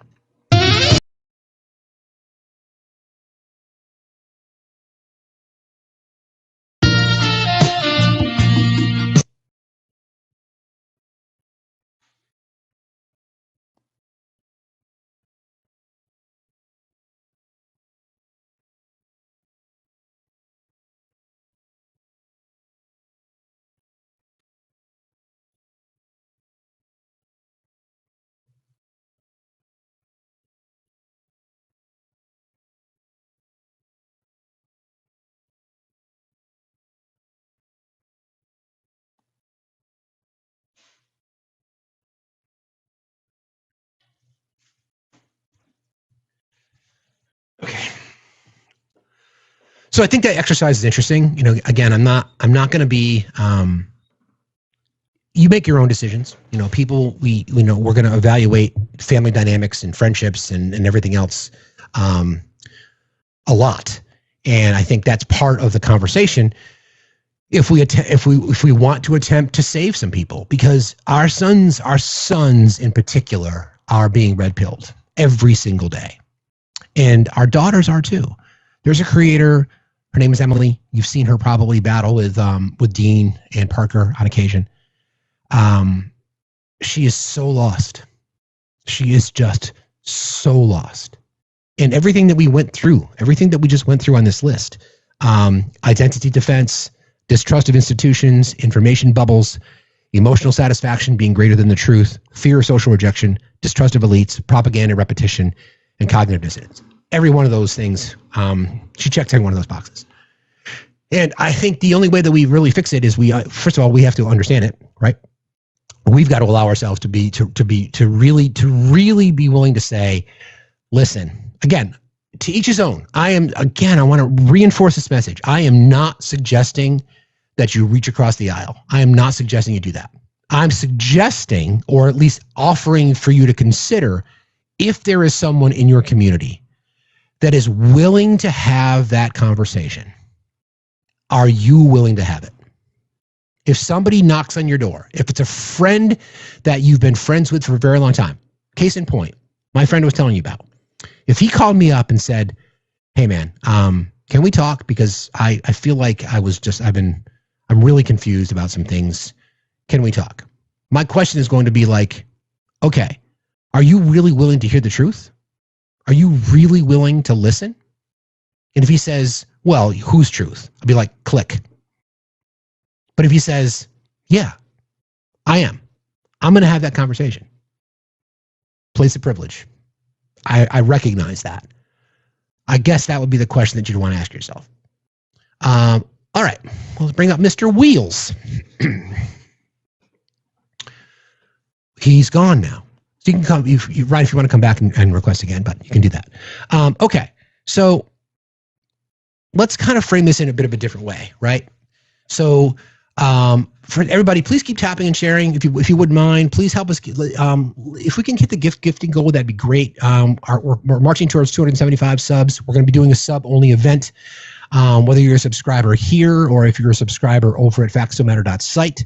Let me just check here. Oh, thank you, Obi, for the kind donation on Cash App. I appreciate you, buddy. If you guys want to support the channel, we are crowdfunded. We never no expectations, but always appreciated. Thank you to Marcy. Marcy, I appreciate you very much for your $4. What's the trend with $4? Okay, I guess that's the deal. $4 is the going rate to donate to Facts. Let me just check here real quick. Again, thank you again, Obi. I appreciate you, buddy. That's very kind. We're going to go back to True Social in just a moment. I do want to talk about some things. Have you guys noticed that there's not been any real public appearances yet? I mean, you've seen Trump talk about True Social. I've not seen a public appearance. He's usually in front of the camera like every second of every single day, but I haven't seen him recently. So we'll be keeping our eye on that. Good day, sir. How are you? I'm doing great.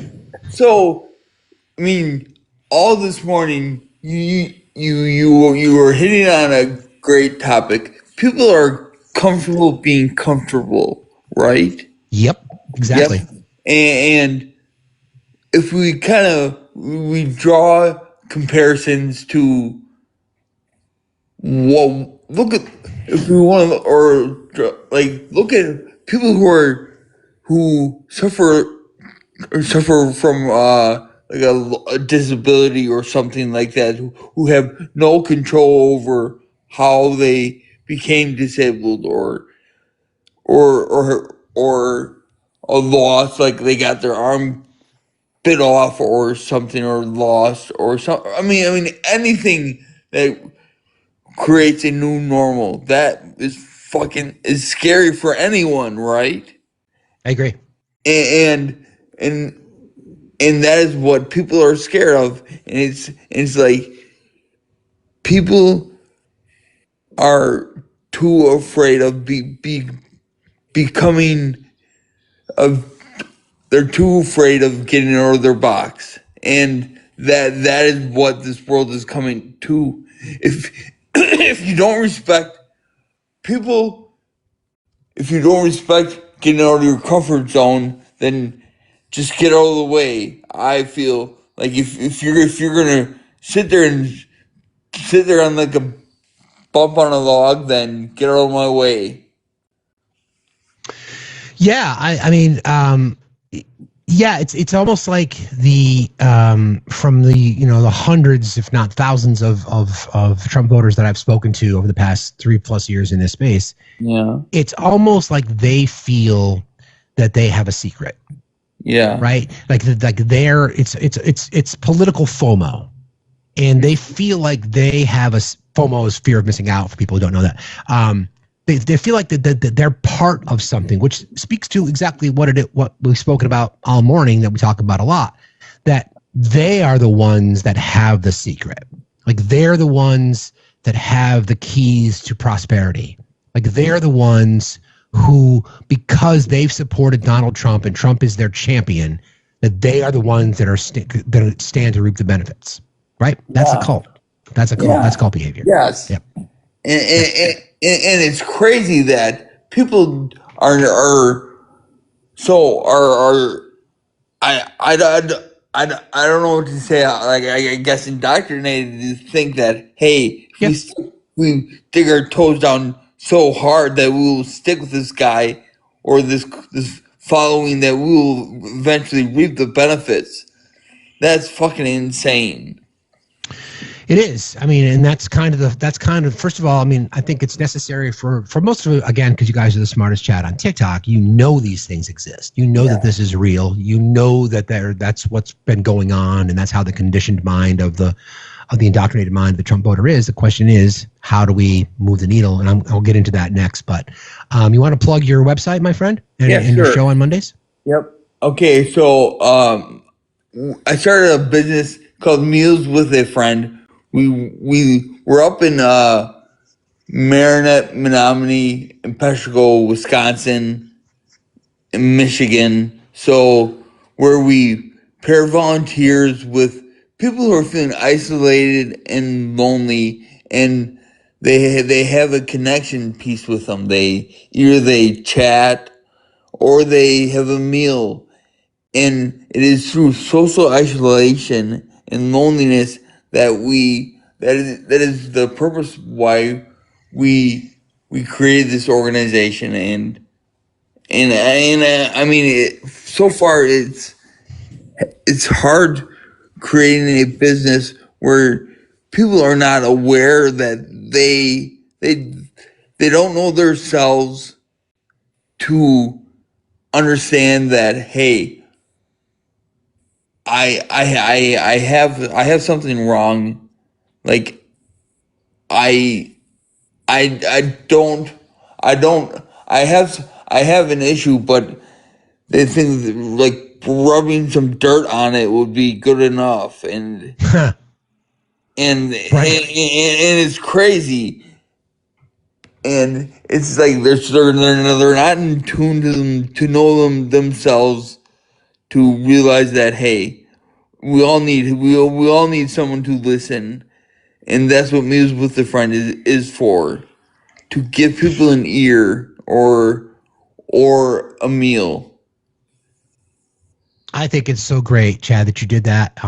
Friends, if you're interested, you can find the link to Meals with a Friend in the link tree that's in my bio. Hearts in the chat for Chad for doing this. I know you've been talking about it for a long time. You and I have been friends in this space for a very, very long time. So I'm proud of you, friend, for doing that. Good work. And hey, so did you receive your complimentary shirt? I have not yet, but again, I live in Vermont. Yeah. And like getting mail here, I might as well start buying my winter socks now so that I can have them delivered in time for the winter. So that's not a surprise. But I know it's coming, but I appreciate you, buddy, very much. I really do. Well, yeah, and so any support, or I mean, so some of the chat on here, they've supported the business by buying the merch, and any merch purchases go back into the company, like, because I am not, like, I'm like, I don't have, I'm on so housing assistance, and I'm very, like, I'm a very minimalist person. I feel like if I don't have anything if I don't have any, like, valuables, I don't have anything to lose.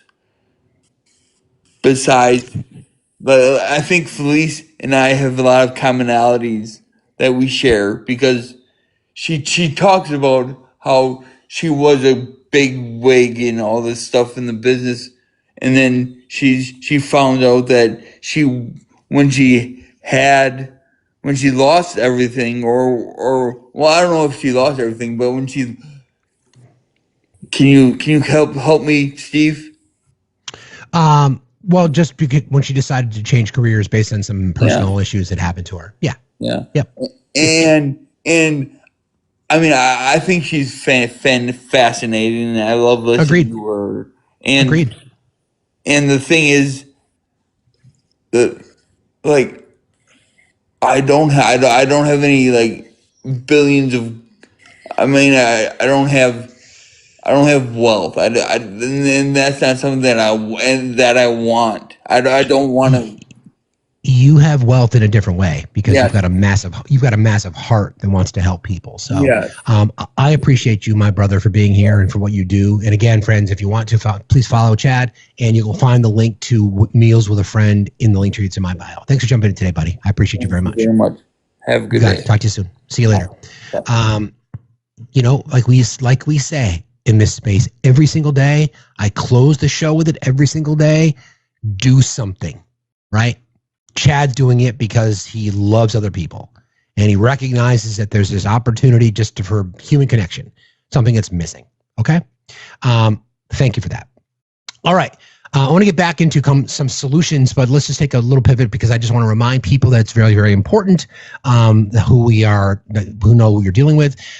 This is some sound, like I said, from Anthony Scaramucci. I think this kind of tells us a lot about what it is that we're dealing with on the daily. This is in regards to, how do I put this? Trump travel. Okay, here you go. A direct conversation with me and Trump when we were once close. Trump sits in the same seat on Trump Force One. Okay, so he sits at the table, which is sort of like the dining table, and he's explaining to me that his rich friends have G650s or G this or G that, but it's nothing like this. This is a 757. When this thing touches down, look at the majesty of it. And of course, I got the Trump name all over the damn thing. And he's explaining to me that the plane's only like $100 million, and these other planes are like $100 million, and they're sleek, but they're not like this. And then he looks at me and he says, I'm just so happy with this plane, right? All right, now I got to fast forward. I'm in the White House. I flew Air Force One 3 times. The president copters in. He calls me into the little office. He said, did you get a tour of the plane? I said, yeah, I got a tour of the plane. He goes, did you go into the front, into the nose of the plane where the residence is? I said, yeah, I did. He goes, okay, be honest with me. My plane's nicer, isn't it? My plane's nicer. And I said, Mr. President, you could never fucking say that to anybody. Things you don't trash, the Stars and Stripes, Air Force One, the White House. I said, please, you got to promise me that you're never going to say to them. But no, tell the truth. I mean, that goddamn bathroom up there is 40 years old, that bathroom up there. And by the way, he was right, Caddy. He was right. Okay, yeah. So this shit has been bothering him from day one.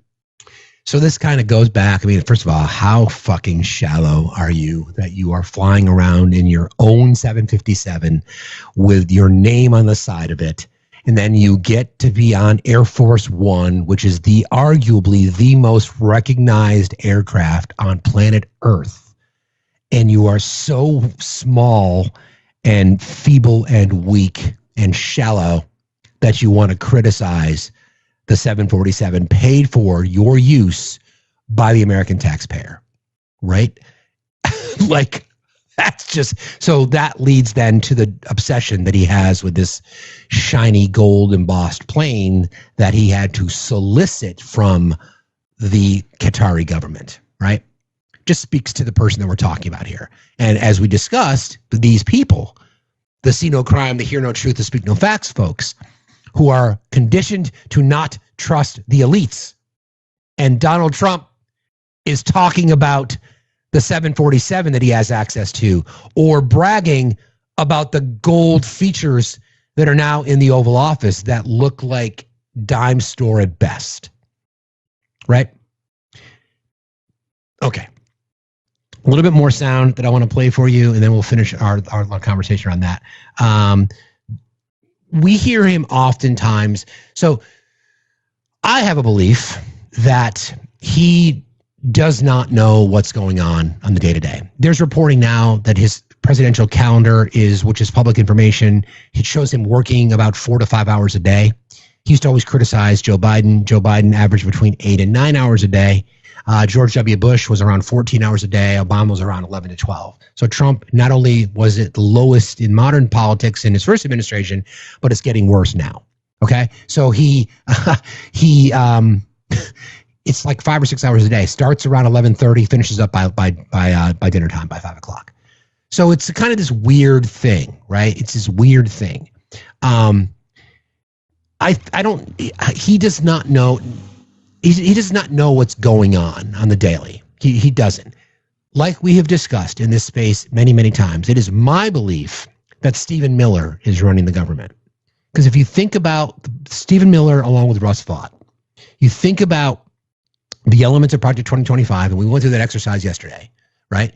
We went through that exercise about how there's a website, Project 2025 tracker, so you can follow along. You can see the features within Project 2025, and then you can look at either executive orders or elements in the big, bold, beautiful bullshit bill and how they track perfectly.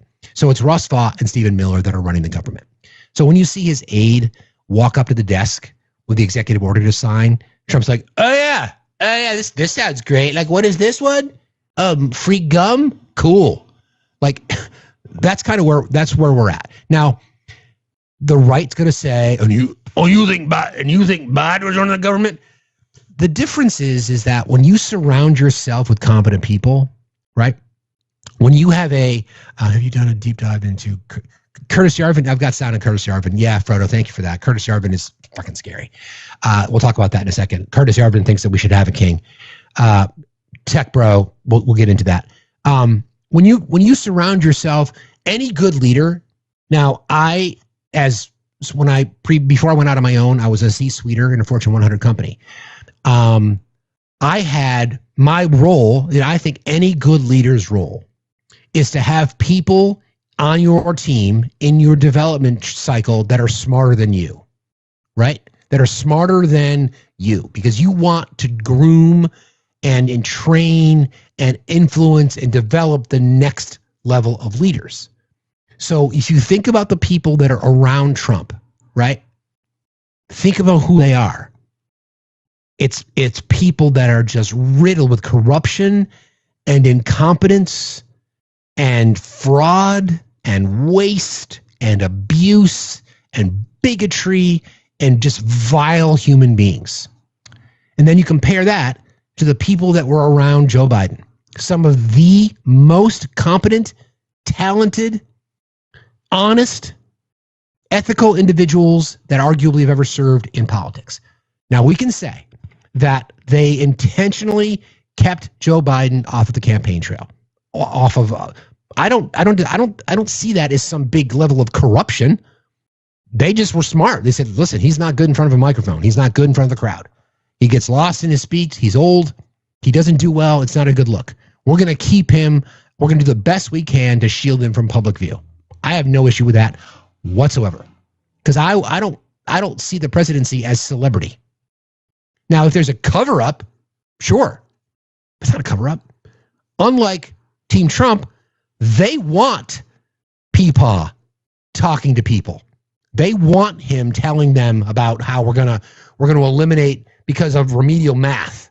We want him because he has the ability to connect to his voters so much that we can do all this shit over here and no one will pay attention.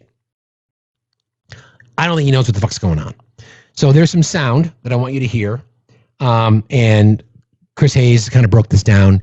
It's interesting, take it for what it's worth. But I think it's really interesting when you are the president of the United States, right? And you are supposed to be the head of the executive branch. I would like to think that you would know what's going on.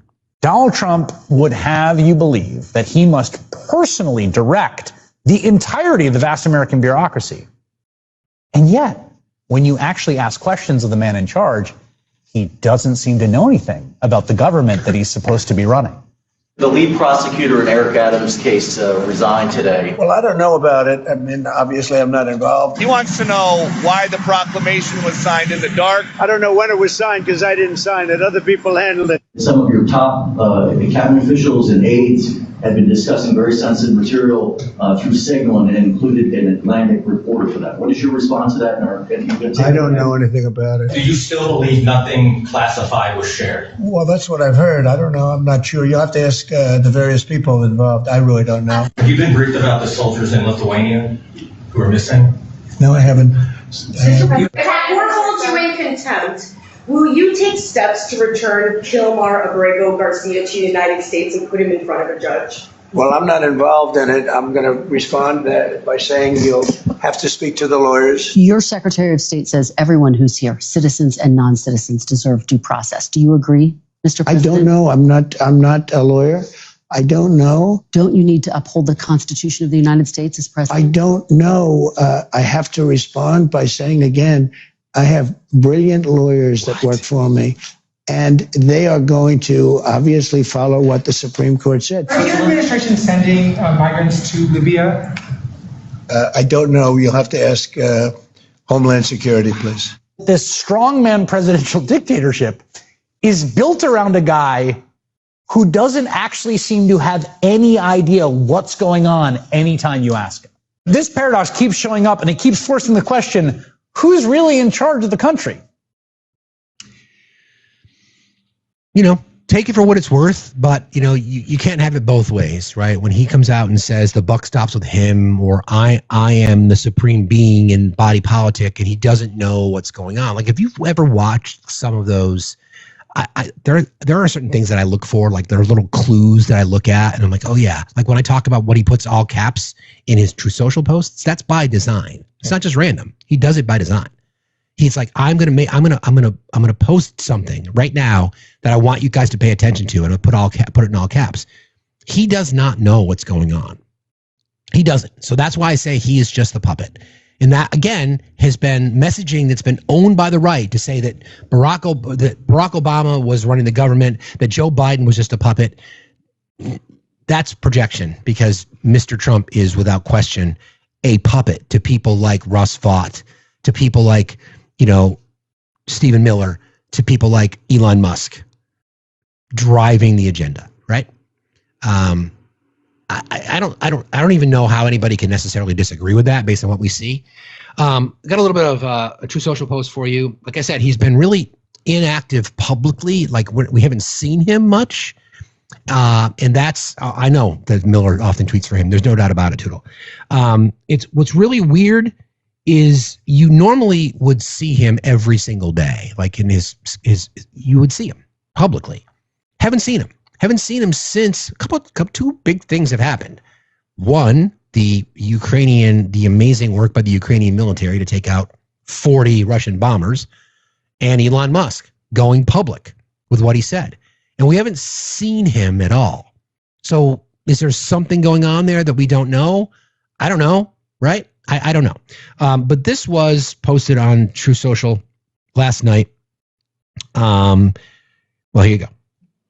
I just finished speaking by telephone with President Vladimir Putin of Russia. The call lasted approximately 1 hour and 15 minutes. We discussed the attack on Russia's docked airplanes by Ukraine and also other various attacks that have been taking place by both sides. It was a good conversation, but not a conversation that will lead to immediate peace. President Putin did say, hold on. President Putin, where is it? We also discussed, President Putin did say, and very strongly, that he will have to respond to the recent attack on the airfields.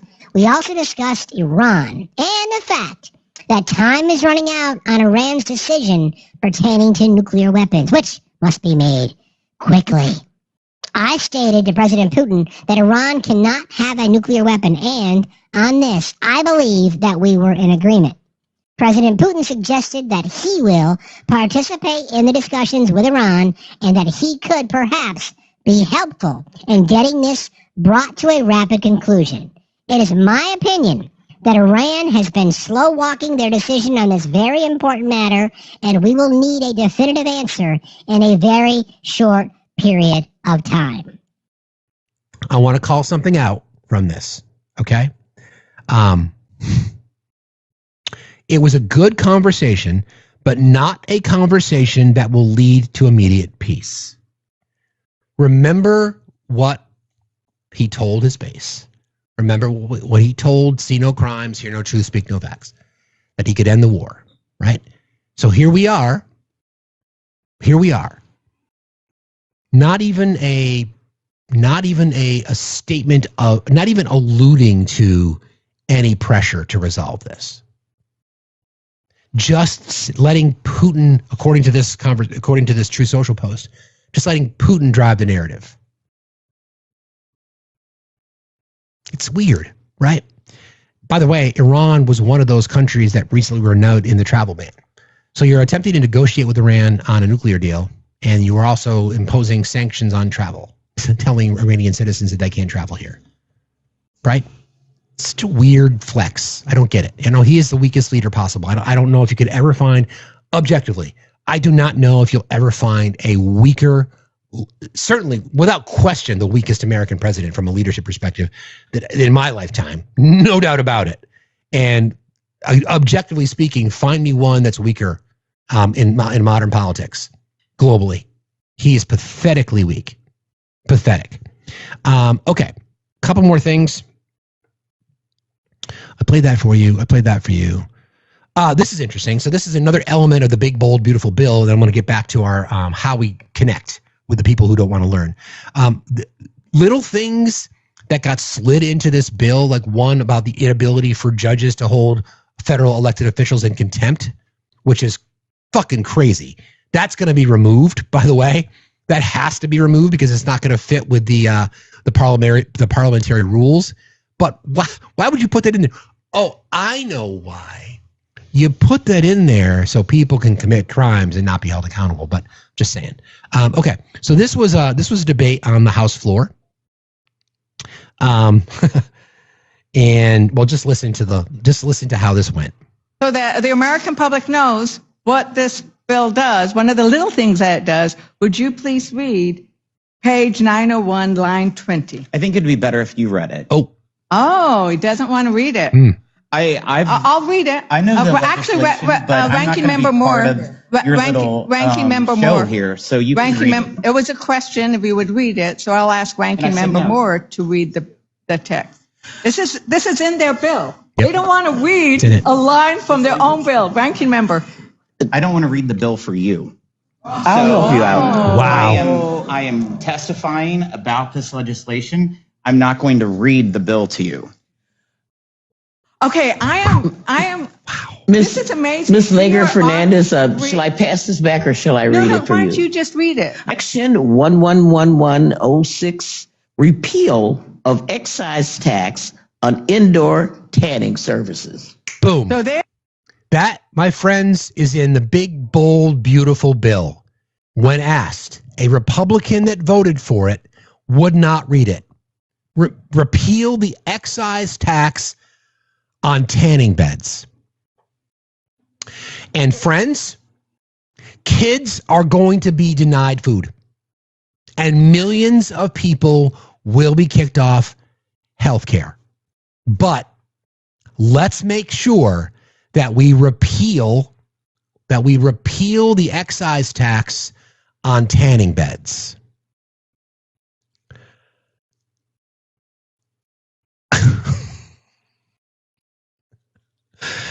You can't make it up. You just can't make it up. Okay. Let's go back to our list of things, and somebody asked earlier about strategies. Okay. Why some Trump voters resist learning is kind of where we're sitting, and what can we do about it? So this, I think, I wrote this and kind of worked with ChatGPT and kind of sort of, I didn't agree with everything when I asked the question, so I kind of used my own interpretation, but I liked what it produced for the most part. It's a guide for advocates who are believing in progressivism as the future. Trumpism just isn't about a political preference. It's a cultural and emotional identity. We know that. Challenging a belief tied to that identity can feel like a personal attack. So when you bring facts, they're not just dismissed, they're defended against, like an immune system attacking a virus. What to do? Again, just a suggestion. Approach with curiosity, not confrontation. Ask questions like, what led you to feel that way? Or where do you usually go for information? That potentially could open up a door for dialogue, not defense. Now, this is when you guys are going to have to lean in on your empathy skills. And like I said before, to each his own, for me, it's only about willingness. I'm not going to seek it out. If somebody wants to request up and have a conversation here, you may have noticed some of the conversation. That's always been a tactic that I've used anyway. So tell me where you heard, like, where did you hear that? Like, why do you think that? Why do you think that way? Tell me, where did you hear that information? Can we talk about what the source was that you heard it from? So an attempt to kind of institute dialogue, right? They tend to be living in a bit of a different information reality. I think that's true. Right-wing media ecosystems have created a parallel world. Alternative facts, different villains, different heroes. When you challenge them, when you challenge what they believe, they're not being willfully ignorant. They've been systematically misinformed. Which somebody made that statement earlier, right? Systematically misinformed. They are willfully ignorant because they're not willing to pursue it. But in this case, I don't know if they're being intentionally willfully ignorant because they feel, like I said earlier, they feel like they're in the club already. Like they have all the information. What to do? Don't just throw news articles or chats at them. Instead, maybe make it personal. Personal stories, local impacts, trusted messengers. For example, a veteran speaking on issues with the VA, a nurse speaking on issues of healthcare, small town mayor who's dealing with lack of funding for community projects based on the federal government. Peer-based influence works better than outside lectures. Okay? That takes a lot of work. That takes commitments from people. Yeah, small words, short sentences. It's kind of that theory, right? I'm not a veteran. This person I'm speaking to is not a veteran. Well, let's bring a veteran up. Let's have a veteran tell us the impacts of cuts to the VA would look like. I'm not a nurse. You're not a nurse. Let's let a nurse talk about the impact of cutting Medicaid for people they work with, or talk about the incidences of undocumented immigrants who are seeking health care, et cetera. I'm not a small town mayor. Neither are you. You're a small town mayor who would be able to best tell us about budgetary cuts based on federal programs being cut from the budget. Things like that. Again, these are just suggestions. I'm not saying that I'm not expecting people to go out and do it. I'm thinking these are just suggestions just from me in my brain. Okay. They feel looked down on, right? We've talked about that. Years of messaging from the right has convinced many Trump voters that liberals hate them. In some cases we do. Hate's a strong word, but I hate what they've decided to stand for. It's not an individual hate for me. Some people I despise, sure. But to me, it's more the collective. It's the ideological hatred that I have because of their assaults on marginalized groups. That progressives think they're stupid, racist, or backwards. If you sit at a table with Yahtzees, then sadly, you're a Yahtzee. If you are going to come up here and use racist tropes, then you're racist, right? Sorry if you don't like it. Actually, no, I'm not. That's just the truth. Get over it. This fuels their resentment. I'm just speaking to you in terms of what I'm trying to put myself in their mind, right? There's a lot of room, by the way. This fuels resentment and closes their ears to anything you have to say. It's true. What to do? In an attempt to try to build that bridge, lead with respect, not superiority. Remember how we talked about earlier about I asked the question, like, do you feel superior to someone? Because you're smart, because you have a college degree, because you're well-educated, do you feel like you're better than somebody else? And most people answered no. You don't feel better. You just feel more informed. If you want to use, like, if there's a better quotient that you want to measure it on, if you think being more informed means you're better, then okay, whatever. But that's not landing. I'm talking about this today only because of the fact I'm focused on men. Notice the picture is just men, because it's mostly men that see no crime, men that hear no truth, and men that speak no facts, right? So here's our attempt to try to build that bridge. Lead with respect, not superiority. You do not have to validate their harmful views. Not suggesting that. You absolutely do not need to validate that at all. You have to show them that you potentially see them as human only if they are willing to listen. Only if they are the ones that are initiating that conversation. I am not, again, please understand, I am not suggesting that you bring the olive branch. Okay? I'm not suggesting that. I am not suggesting that you reach out. I'm not suggesting that you seek out these conversations. I am not suggesting that at all. I despise their ideology. I despise the level of hatred and cruelty that they have towards people. And I am willing to have a conversation with somebody who's starting to see that too. Does that make sense? Okay. Again, I will not apologize for the horrible things. I should say, I will not apologize for my reactions to their bigotry, hatred, etc. Maybe you can find common ground. Kids. I'd like to think, I remember a conversation I had with somebody a while back, hardcore Trumper, lost his daughter because of it. And I'm like, okay, #girldad. His daughter was the same age as my daughter. He and I were the same age. We found out, we messaged. And we had a conversation. We had a conversation offline. We had a conversation in this space. I said, if we both care about our kids, then let's talk about what I see as harm. Let's talk about what you see as harm. And he couldn't land on anything harmful, right? He couldn't land on anything harmful. He could not land on anything specific coming from the left that was harmful towards his daughter. But I gave him many examples, right? And we found some common ground. And then I lost sight of him. I don't know what happened to him. But Maybe you can find some common ground on healthcare. Maybe you can find some common ground on cost of goods and services. So just suggestions. If they're emotionally conditioned, maybe you can use emotion yourself, but constructively. Tell stories of dignity, hope, betrayal, or solidarity. Make the stakes human, not abstract. People change when they feel something.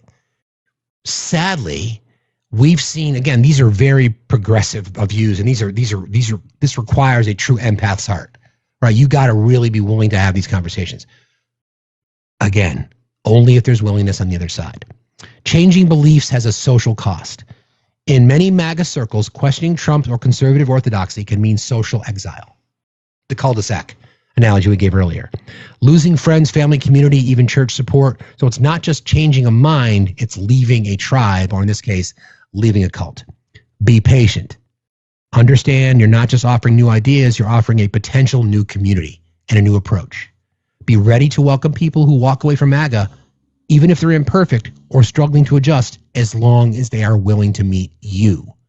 Meaning that I'm not meeting them. Everybody's going to have to make their own opinions, you guys are going to have to make up your own decisions when it comes to this kind of stuff, right? I'm only sharing this because this is what we do in these spaces. I'm just suggesting things that people can do. I want to make it extremely clear to you, okay? I am not going to be the one reaching across the table. And I know most of you aren't either. I'm not. They have told us who they are, okay? On the collective. If an individual who has their hat on and they request here to come up and say, I voted for Trump 3 times and I'm starting to feel like maybe I was lied to. Okay, let's unpack that. That's an opportunity. Would you pass that up? Would you pass it up? Would you be unwilling to have that conversation? I don't think most people here would be unwilling to have that conversation. And that's the suggestion that I'm making.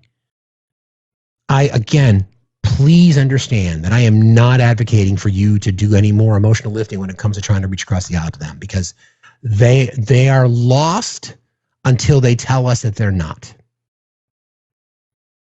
Yeah, you're right. Am I being a bit idyllic? Sure. No doubt about it. I would be willing as long as it's in good faith. Agreed, right? It's got to be in good faith. There has to be a willingness. There has to be. And it's what I find interesting too is that the right says that they want to have these conversations, but when you go to these spaces and you introduce something that counters their point, they kick you. They don't want to have that conversation. They tell you they do, but they don't. So anybody out there that's a MAGA voter, because you guys do find me, I know you love my hat. Kiss, kiss, hug, hug. If you are opening your space to people on the left, then you've got to be willing to listen to them too. You can't go out there and say, libs request up, to have a liberal request up, and to have 7 people in your live just jump on them. You cannot criticize the left for doing that when you do it yourself. I'm strictly thinking of this exercise because I see young men being red-pilled. And the fact that when young men are red-pilled, young women are going to be victims. Young men being red-pilled will mean an increase in sexual assault against women. Young men being red-pilled will be more crimes committed against women. And a lot of young women have been told to achieve status, you need to align with that hatred. Sadly. So that's why I'm having this conversation. However long I have left on this earth, that's my mission. To promote education, to demand progressive approaches to politics, and to make sure that we are looking out for our children. And I do believe, I know it's not just young men. I'm with you, AD. It's not, I agree. It's not just young men. But young men are the target of the red pill. Young men are the target of the red pill. 60-year-old boomer, 60-plus-year-old boomer who's still a Republican voter, I'm not going to spend a lot of time on them, quite frankly. I'm not. I'm not. But a 19 or 20 or 21-year-old young man who goes and watches Charlie Kirk, who mainlines right-wing echo chambers, that group of people is in danger of, we're in danger of losing them. Because as we know, right, as we've studied these kinds of things, women become more and more liberal as they age, and men become more and more conservative. And now we're seeing that escalate or increase exponentially. It used to be very gradual. So, they used to kind of grow at the same rate. Now women are becoming more and more liberal, but men are becoming more and more conservative. So it's happening faster. I know 60 is still Gen X. I get it. But 62. Right? So that's the group of people that I think we have to focus on, right? I don't believe in the nonsense around the male loneliness epidemic. I think it's self-inflicted. I think it's a great talking point. For the men that are lonely, maybe you should ask yourself why. For the men who are lonely, you should try to find out why when women say they would choose the bear. You should try to find out why they're saying that. For men who are lonely, you should find out why the 4B effect, the 4B program is in effect. When you can find a lot of women saying that they don't want anything to do with men, they'd rather live alone, right? You should ask yourself that question, why? Yeah, exactly. Find out why you're alone, right? Yeah, the 4B movement, thank you. Find out why you're alone. Find out why you feel that way. Find out why feminism is such a threat to you. Why would it be? Find out why you're so triggered by the word woke. Find out why you're so triggered by strong women. Young men, little secret. Strong, independent, intelligent women, so fucking hot. I'll tell you the truth. That's just between me and you. Seriously. Like, where have you ever been taught to, like, they're not your enemy, but they're sick of your bullshit. They're tired of your bullshit. They do not need you, friend. They do not need you. It is their choice if they want you, but they do not need you. Strong, independent, smart women are so fucking sexy. Why is it so triggering for young white men in particular to feel threatened by that? I think I know. I think I know why. Right? So ask yourself that question, right? When you're moving through life and you say, women don't know what they want. Yeah, they do. They don't want to be raped. Yeah, they do. They know what they want. They just want to be treated with respect that they've earned and deserve. They don't need to be put on a pedestal. They'll build the fucking pedestal themselves if they want. They're not your trophy. They're not your trad. Yeah, I know a lot of men are intimidated by intelligence, which is kind of what we talked about today. So don't, again, a lot of these things are self-inflicted. Yeah, a simple thing like that. Women want to be able to walk down the street safely if they're alone. Walk across a parking lot at night. Feel like they don't have to cover their drink in a bar. Like they don't have to be catfished on a dating site. Right? Like, what is so difficult about grasping that concept? Oh, I know. It's because you've been told, oftentimes influenced by your church, that you're better than women.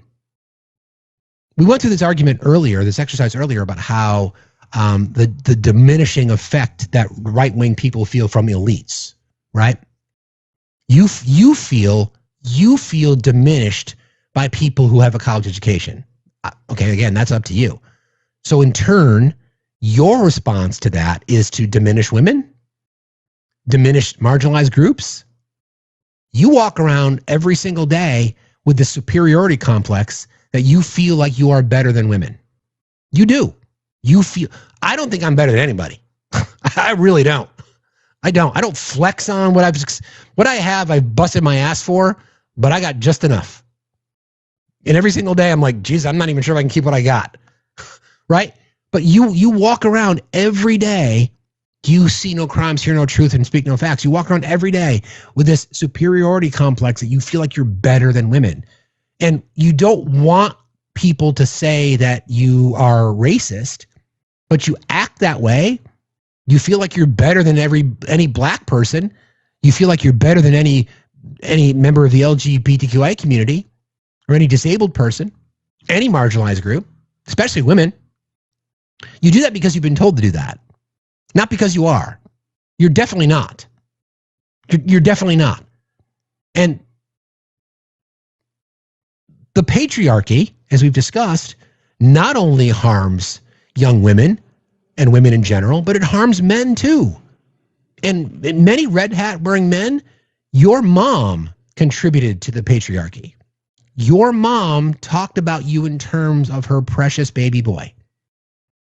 And think about calling you a heartbreaker. All that kind of shit. Yeah, scared, soft, and weak. Exactly. Scared, soft, and weak. Thank you, AD. What I want for the future here, this isn't political, this is social. I just want people to be, it's Martin Luther King. Not by the color of your skin, but by the content of your character. Not by who you love, not by where you live, the content of your character. It's a concept that seems so far away from so many people. I don't know why. I just don't. I don't know why. For the army of red hats that constantly sit in judgment of everyone that does not align with their Christian beliefs, for them to be questioned at all, they melt like the snowflakes they are. As I've been focusing on this live about not condescending people, fine, I'm guilty. They're snowflakes. They are scared, they're soft, and they're weak. But there's a reason behind it. They didn't sign up to be that way. They just allowed themselves to be that way. And I think Bryce talked about it earlier. There was a really great conversation when he was talking about, hey, listen, my dad went to college and learned to be an engineer. And my dad paid for me to go to college so that I could become an engineer or whatever profession they worked in. They work in the same, literally followed in dad's footsteps. And now dad comes around and says, hey, I regret my decision to pay for your college. Why? Why? Why would you possibly say that after you literally just did the same thing? I talk to my kids, my boys in particular, say, and this is just my approach to parenting. I've always said, I do not care what you do. The only thing that I care about is that you do what you want to do. And like the conditioning of people that financial success is a marker for success. If that's your marker, okay, that's your marker. Nothing wrong with having the money that freedom can bring. Money does not buy happiness, but it certainly buys a lot of freedom, right? I always tell my kids, do what you love. So my son, by the way, 100 days alcohol sober today. And he is an incredibly talented artist. Incredibly talented artist. Amazingly talented so. And he's not been able to appreciate the fact that people tell him how talented he is. So I have been pushing him. Like, you are an artist. That's what you are. You are an artist. You're not just somebody who does art. You're an artist, whether it be paint, whether it be drawing or tattoos. So finally, we have some weird laws in the state of Vermont regarding what's required to become an apprentice, whether or not you can be paid. They're changing. So finally, and I think a lot of this has to do with his sobriety, right? Because his head is clear, much more. He's much more motivated. He's not as, in his words, lazy. He was not as, wake up at 3 o'clock and do whatever else. He's now motivated. He finally brought himself down to a tattoo shop. He showed the person at the shop what he's capable of. And the guy said, come back tomorrow or next week and tattoo somebody in my shop. So the schedule I wanted it to be me, but the schedules didn't line up. But he asked one of his friends. His friend went down there with him. He set up shop. He did the tattoo for this person, and the person who owns the shop told my son, who is self-taught, been doing it for 4 years, that your work is better than people that have been in this industry for 25 years. You're cleaner, you're more efficient, you're faster, and you're better. And my son, for the first time, said, holy shit, somebody aside from his parents and all of his friends, somebody who's in the industry that he respects, has told him, your shit's great. So guess what? He's going to be a paid tattoo artist starting in July, which I think is amazing. I'm so incredibly proud of him. My point is, he is now somebody who's susceptible to the red pill because he's been in those circles. We talk about it a lot. He's somebody that can follow his dreams. It's not a script. It's not a script. I'm so happy for him. His brother just graduated college. And this is not about me, guys. I make fucking mistakes every single day as a parent. I just the best I can. I just listen. I just listen to my kids, right? I just listen. I listen to what they tell me. I respond to what they tell me, not what I think I should say. I respond to what they say. And that's what I want for the future. I want people. I believe in the concept of meritocracy. I really do, right? I think hard work matters.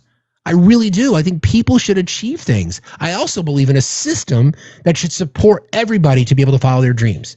Right now, we've lost that because people are fighting for fucking survival. People are fighting for their lives, like literally. And every single day, our administration lies to people.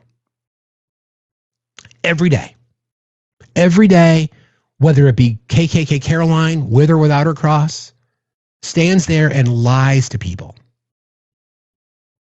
And how do I want to say this? We have come to accept it. I'm not saying we as individuals, but the collective. We have normalized it. We have normalized it because the right has told us so. We've normalized this to say, government's broken, can't fix it. And then we get defeated. And then we stop. And then we give up. And then we become victims of our own shit. We ignore our health, our physical health. We ignore our mental health. We push out joy.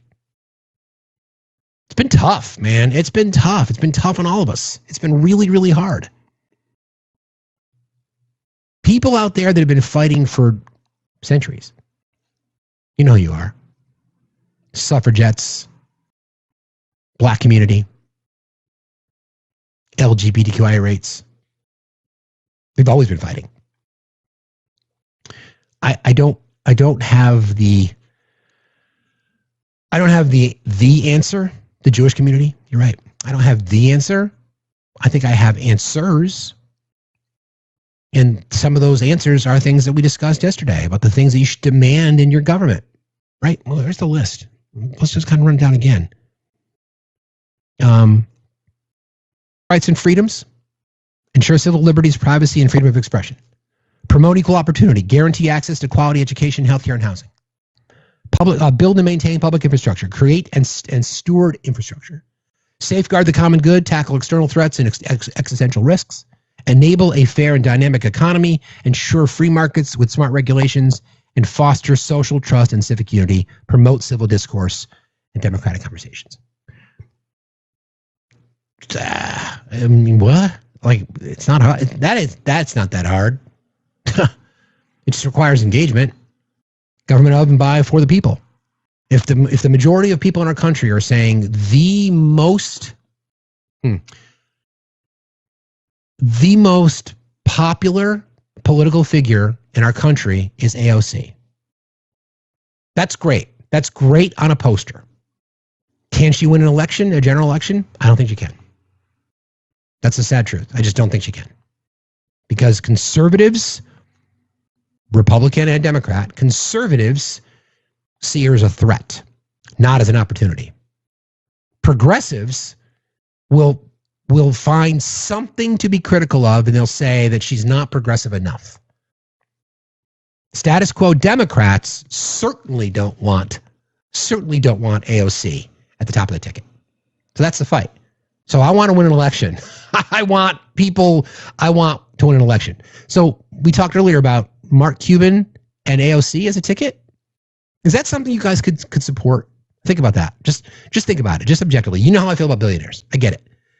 And I'm not going to talk about how there's good or bad billionaires. I don't think billionaires should exist. I don't think they should exist. But he's different in my mind. Right? I know. I agree. He's just different just because of his story and because he's an independent, because he has railed on the DNC, in fact, more than the RNC, because he said, how the fuck could you lose to Donald Trump? Like, he supports a progressive tax policy. He says there's no reason that people like me should have all these fucking tax loopholes. Close these loopholes. These are all things that I've always talked about from a progressive perspective, right? He's a billionaire because he achieved it. He built his wealth. He built it, right? So, I don't know. But how do we get AOC into the public mainstream politically outside? Because, that tour that she did with Bernie, the oligarch tour, amazing. Amazing. Do you think he would run? Do I think Mark Cuban would run? I don't know. I don't know. I mean, I'm the only one that's talking about it, so I don't know if that's even something that he's even considered, but I don't know. Maybe. Give it the right opportunity. I mean, he's got a big ego, for sure. Why not? Why not? He already said no? Okay, he said no now. You never know. Jon Stewart doesn't want it either. Why would you want it? Facts for president? Okay. I got too many skeletons. There's nothing worth bragging about, but there's a few things in there, right? Like, don't forget, I've told you the story about how I'm an international fugitive, that I can't go to Canada. So that's a problem. Oh, neither can our president. So I guess that's not a deal breaker, but all right. I don't know. I'm just trying. I want to win elections. I want to win elections. I want public education to be overfunded. I want women's right to their body. I want healthcare guaranteed as a human right. These are the things that I want, and we're not going to get it with the status quo that we have. It's just not going to happen. I don't want people talking about expanding the ACA. I want to scrap the ACA and introduce Medicare for all and talk about it every single day. I want people to say, damn this, fuck this bullshit.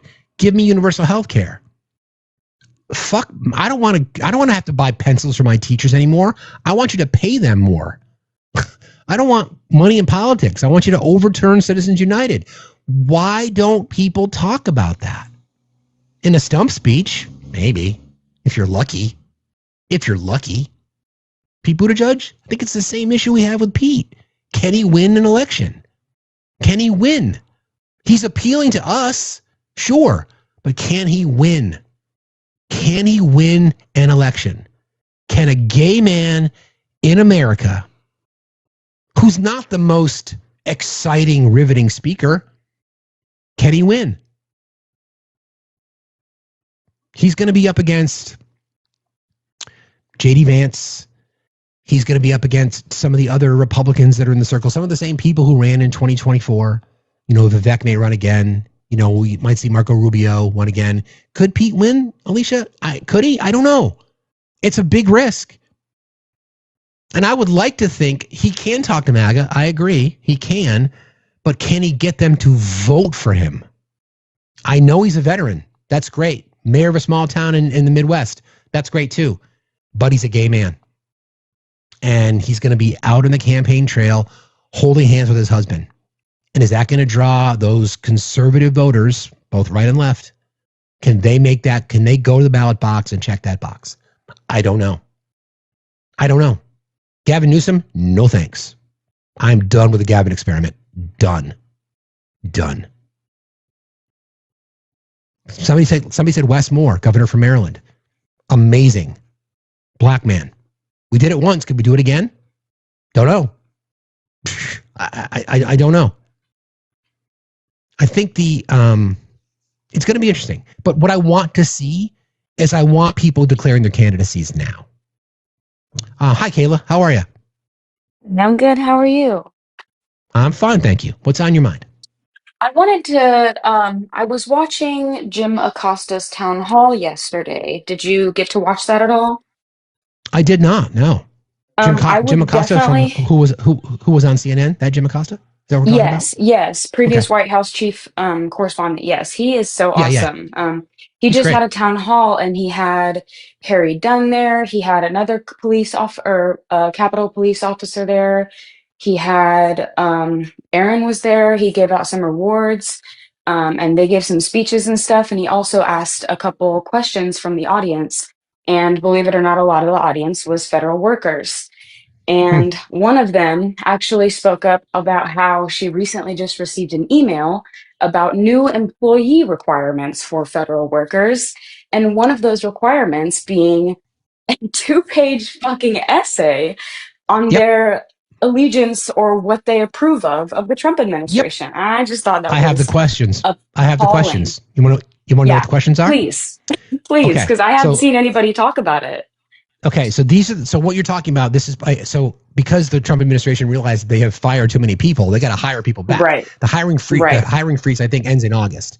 So they realized that they literally fired too many people, so they got to hire people back. So they created a series of questions for this essay they have to write, and these are the questions: how has your commitment to the Constitution and the founding principles of the United States inspired you to pursue this role with the federal government? Provide a concrete example from professional, academic, or personal experience. That's one.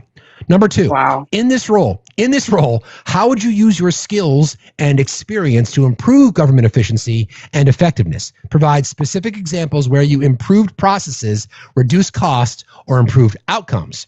Okay. Number three, how would you help advance the president's executive orders and policy priorities in this role? Identify one or two relevant executive orders or policy initiatives that are significant to you and explain how you would help implement them if hired. Number four, how has a strong work ethic contributed to your professional, academic, or personal achievements? Provide one or two specific examples and explain how these qualities would enable you to serve effectively in this position. Now, as somebody who is hired, I have probably interviewed 500 people in my life. You know, I've hired hundreds of people. I've written, hiring manuals for organizations. These questions are not way out of left field. But they're not crazy. They're definitely confusing because it's just they are. Maybe it's just me who doesn't have major college education, but like I'm already feeling lost with those questions because they just feel very contradicting in their own. So this goes.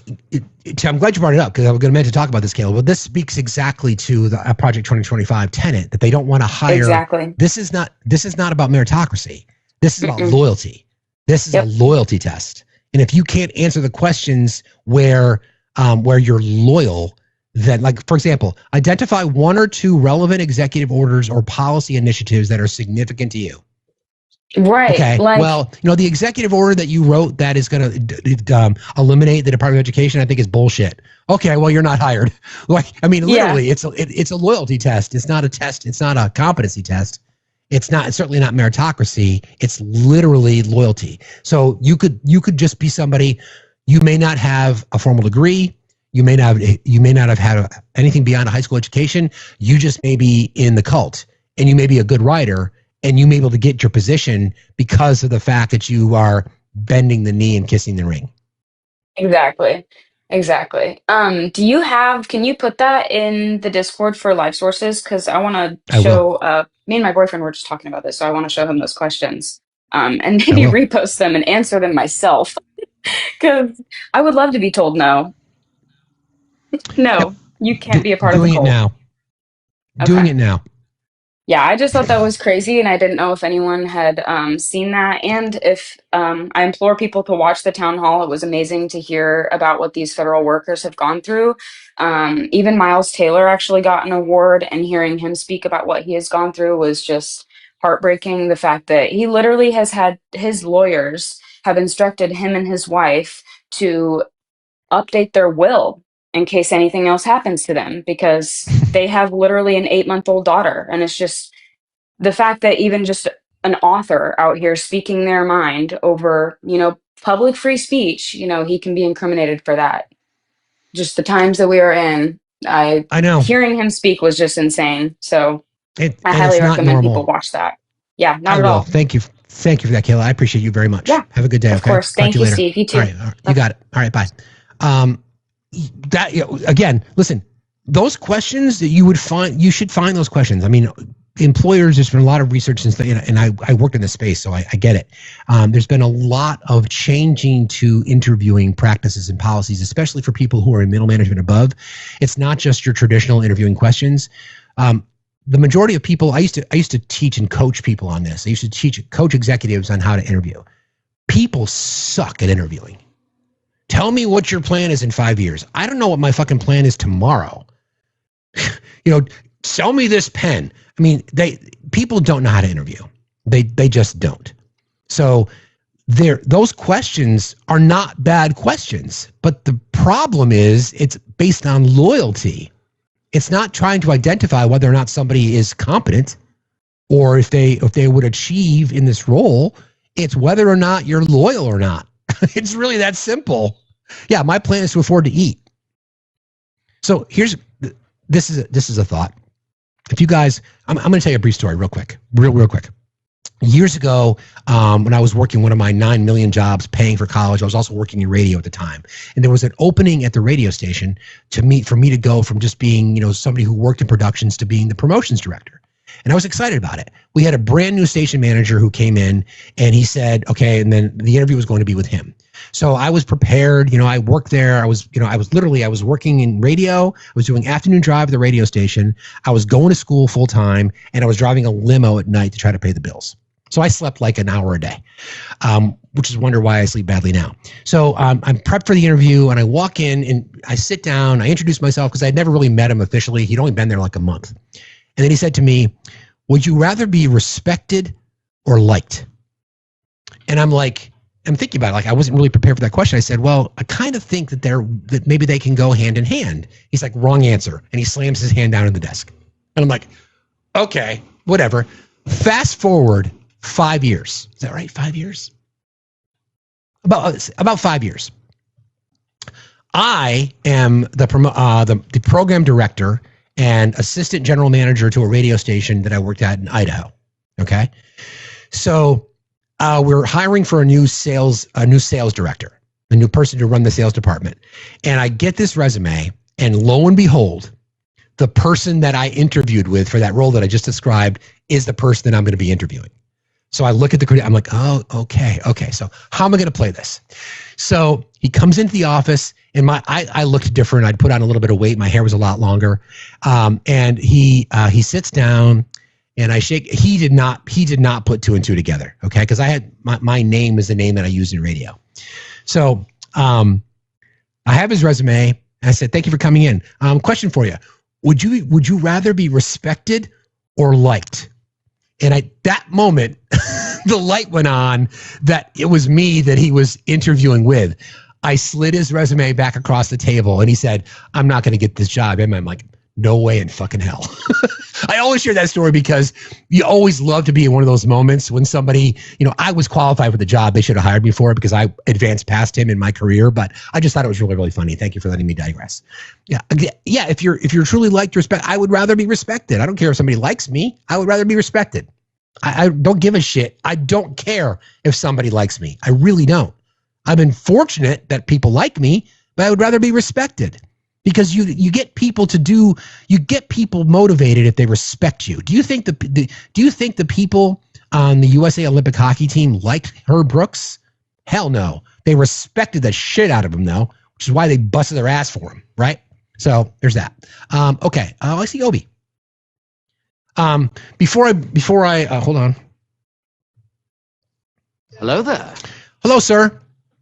Hello there. How are you? Good. I am ecstatic this morning. Nice. Our daughter, as you know, graduated high school a year early, and so graduation was yesterday. Nice. And so our wife and I are sitting there with some friends, and they're going through the scholarship stuff, right? And all of a sudden, her name gets called for one. We don't know this, right? Did she know? No. So, right? Like, that's perfect. That's how it should be done, I think. Right? Agreed. So they call her name and she goes up there and, it's like from this memorial fund of people at the Arcadia School District that are involved, right? And then this other award gets announced. But one of her favorite teachers is staring and smiling at her. And they call her up again. Twice. I was not prepared for that as a parent at all. Right? I mean, that's just one of those things. Oh, hey now. Hello. By the way, my wife looked fucking hot last night. Just saying. When does she not? Let's be real. Aww. Hey. Well, congratulations to the both of you for that. That's the best kind of shit. And I'm sure, Obi, you weren't crying at all. There was a little bit of dust in the room that I had to wipe from the corner of my eye. Allergies. Yeah, I get it. Theaters are often dusty. Of course. Yes, we know. Yeah, I understand. Yes. It's the dew point. It was the dew point. I get it. It was. There was something with the barometric pressure that was impacting my vision. Yes. Well, how exciting is that, you guys? First of all, she graduated technically last year, but this was her ceremony, is what you're saying. So she finished her academics in December, yes, of last year, and then she graduated now. So she's just been kind of sitting around at home going, can't really get a job. Taking our other daughter to the mall, and where our other daughter's like, hey Dad, there were cars in the mall. Like, what are you talking about? Yes, that actually happened. Yep. Yeah. Well, congrats, you guys. That's really cool. Yeah, that's really cool. So she turned 17 last month, and then this month she graduated from high school. So now it's time to go get a fucking job. But that's how it That's right. Get out there. Become a slave to the man. Get that cubicle. Right. Get that cubicle job. No, don't. Back to the salt mines. Back to the salt mines with you. That's right. You were hitting on a lot of things this morning. The willingness to have a conversation. I'm still in the fuck no camp. Like, I'm sorry. I know you are. You've had plenty of time, and I won't believe any of them are sincere. Right? They're only going to be sincere because they're going to suffer along with the rest of us. And that's not reason enough in my mind. Now, if you come to me and say, hey, I quietly switched parties and I begun to volunteer to do this. If you take an action that isn't centered around you and how you were impacted by your vote, maybe I would consider listening to you. But my bar is going to be extremely high, right? It's fair. Because of all the people that have suffered because of your selfishness, right? And this is me as an empath, right? But I think the most interesting thing is this: when I listen to MAGA argue the actual data, right, from the actual source, right? Oh, the CBO is biased, and I don't know. I think it was yesterday you were talking about how somebody was like, "Oh, they use static models." For those of you that don't know who I am, hi, I'm a professional math nerd. You can't use static models. Right. They have to be dynamic because data is constantly coming in, and therefore the model is constantly changing and evolving, as is the peer review of said data, right? And they will literally make all of these excuses. Oh, and by the way, it was very rude of you to be going through all of those courses available at Harvard. I know. I was trying to maintain my composure. Like I said, I want to go back to something you just said. So I know how much you guys are an amazing couple, and you should have couple aspirations for others. But I'm trying to think about you when you were a lot younger, and you walk up to somebody and you want to introduce yourself to somebody in a bar and say, "Hi, my name is Obi. I'm a professional math nerd." Now remember. Now, in certain circles, I'm sure that worked. Oh yeah, but now don't was forget. That what it was? I was that what it was, Navy. Jen? Was that the line? No, not at all. When Jen and I met, I was working at Wells Fargo on the foreign currency desk as a trader. So there was a lot of math. But I'll never forget, I was explaining to Jen how foreign currency trading works and what I have to do. And she looks at me and she's like, "Oh, so you just push buttons, right?" I've been pushing those buttons ever since. Thank you very much. Yep. Yep, you have. Oh, funny. Well, no, I agree, and like I said, I wanted to put I put the caveat on things like that, and and I hear what you're saying. I also know you more than most people here, aside from your wife. I know you better than I should say everybody else here, except for your wife. I'd like to think. I also know that you do have a big heart. And I know you talk a big game, but I really feel like if somebody was in that position and they presented as wanting to have a conversation, I do think you would give them the benefit of the doubt. I really do. But your guard would be up. You would certainly be on edge. You would be saying, "Okay, well, you're not proving it to me. I'm done with you." I think because of the irreparable damage done to marginalized communities and to my Jewish brothers and sisters, right? That anti-Semitism is and has been on the rise for so long. And I'm sorry, but participating in the process makes you complicit. And there are consequences for being complicit. And one of those is that I have firm lines in the sand, right? And it's about this. If you are Gen X, and by the way, I am still older than Steve. Yes, you are. You know better. And always will be. That's right. And always, but not as old as Uncle Rusty. Nope. And by the way, his dad joke yesterday was fucking hilarious. I almost peed my pants. That was so good. Seriously. He is a dad joke. You know better. You know that you are causing harm. You know, because we lived through the 80s and we watched the AIDS epidemic happen. And if you were like me serving in the military at the same time, you saw men and women being literally removed from the military simply because they were queer, right? And for no other reason. And that most of them were some of the highest performing members of the military we've had to date, right? The cruelty had started back then. So it's not like these people don't know. This is where my line is. I have zero sympathy for your willful ignorance because that's insulting. I get it. Right? Like, listen, I used to want to believe that people could change, but what I've seen over the last 10 years has thoroughly convinced me that they don't want to change. White Christian men want to be victims because they are pathetic, soft, and weak. Right? They can't own up to their own inadequacies. They can't own up to the fact that in their mind, to something you pointed out, they didn't achieve financially what they thought they were going to be able to achieve by going along to get along. Right?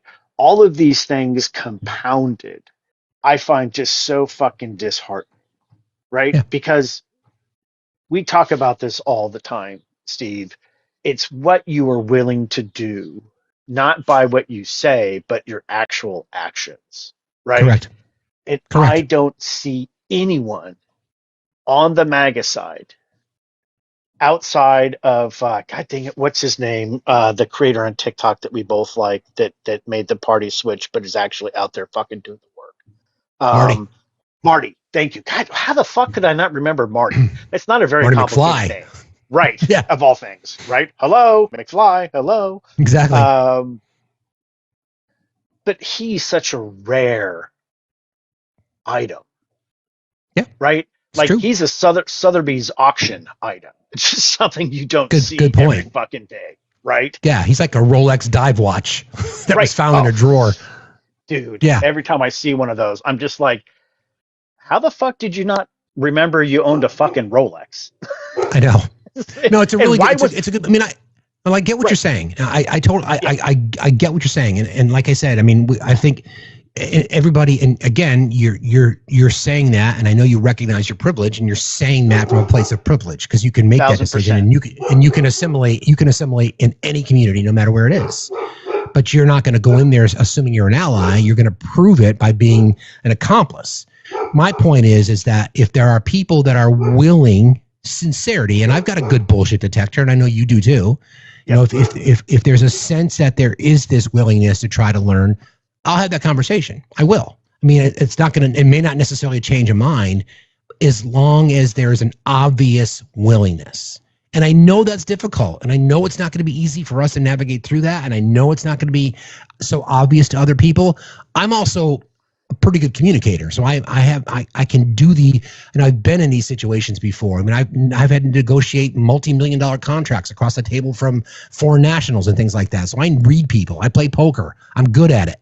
Humbly speaking, I'm good at it. I can read people. My bullshit detector goes off early, and as soon as it does, you're done. You're done. Right. You're done. Right. I'm not going to give you that level of energy, and I'm certainly not going to reach across the table. I'm not going to be the one offering the loaf of bread. Not going to come from me. Nope. Yeah. Nope. Yeah. I wanted to, while you go, since you're here, Jen, anything you wanted? Oh, she left. Bye, Jen. Love you. Jen's walking back. She had to go to the Coumadin clinic and do her thing. So I had to get Scout because we had to leave her at daycare. By the way, apparently she felt abandoned by leaving her at a hotel for dogs with other dogs. I mean, you know, sometimes you just can't fucking win for losing. Seriously. Well, I wanted to share this story. You'll appreciate this one since it kind of goes into your sweet spot of professionalism. South Florida man sentenced to 50 years in prison for ripping off tens of millions of dollars from Medicare was among more than 24 people who was recently pardoned by the president. Lawrence Duran, former co-owner of American Therapeutic Corporation, a Miami-based company that ran 7 healthcare clinics between South Florida and Orlando, pled guilty in May 2011 to multiple felonies, including defrauding Medicare, healthcare fraud, and money laundering. A judge sentenced Duran, now 63, to the longest prison term in history for Medicare fraud in September of 2016. Duran and his girlfriend, Marinella Valera, the co-owner of the company and one of its therapists, are you ready for this? Filed 866,000 false claims and received more than $87 million from their scheme, according to records. So in all, the scheme involved $200 million in false billings. At the time, it was the nation's largest Medicare therapy ripoff scam in history. I say that to you, friends, because the president of the United States pardoned this guy, commuted the sentence, while the big, bold, beautiful bill will be kicking millions of people off of their Medicare under the lie that there's waste, fraud, and abuse. 866,000 false claims they submitted and received more than $87 million. But illegals, but single moms, but the working poor, but brown people. 866,000 false claims filed. Where is legacy media on this story? Yeah. Why is that question not being asked every single day in KKK Caroline's press briefings? Why not? Explain that. How can you justify? It's a simple question. Yeah, Caroline, I'm Steve from FactsStillMatter News. How's it going? Why are you not wearing your cross? Oh, never mind. Question for you. Why did the president grant clemency to someone who committed 866,000 examples of fraud to the tune of $87 million in Medicare? Can you please explain? Oh, you can't? Oh, I understand the cross is burning a hole in your chest. I get it. But please answer the question, you fucking fascist. And then I get cuffed and dragged out. Right. Well, and seen. I have been thinking about the presidential pardons power for, I don't know, Oh yeah, probably the last year and a half, like really considering it, studying it, reading about it, looking at legal opinion. I it's believe there unfettered needs, right yeah, now. I believe there needs to be a constitutional amendment that rewrites the presidential pardons powers. Totally I agree. am I am okay even with this piece of shit not serving prison time, right? I'm okay with that because the president has the power to pardon. And sometimes it's going to be pieces of shit, and sometimes it's going to be people who really have been unjustly jailed. I agree. I Right? agree. We're not questioning the But power of the clemency. I agree with you. but Currently, I'm not questioning the ability to pardon. The question is what we're pardoning well, here, right? what needs to be amended is any financial restitution that has been levied against an individual cannot be pardoned. Only jail time. So in this case, this guy is Capital going to crimes or get whatever. capital crimes, right? This guy is going to get away with not having to repay the money. Now, Correct.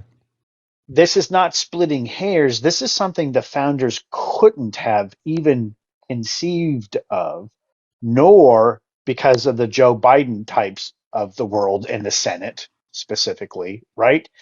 They never in a million years would have thought a president would have done this. So this has probably never been on anyone's radar.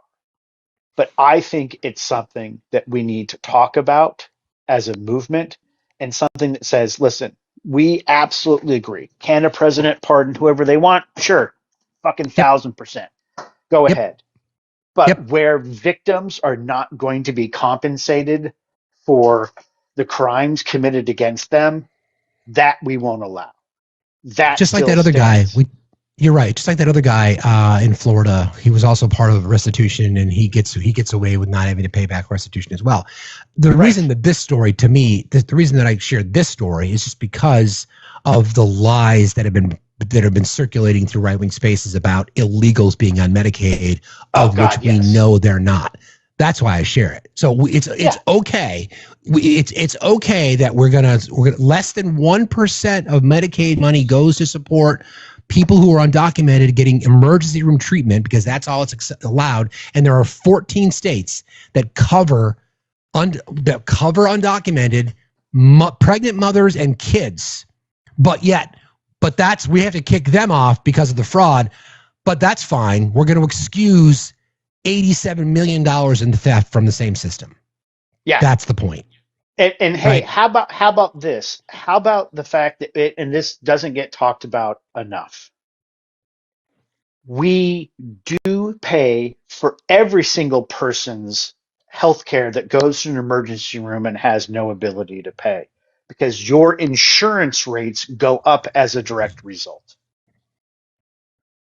That's also a fucking crime. Yep. Right?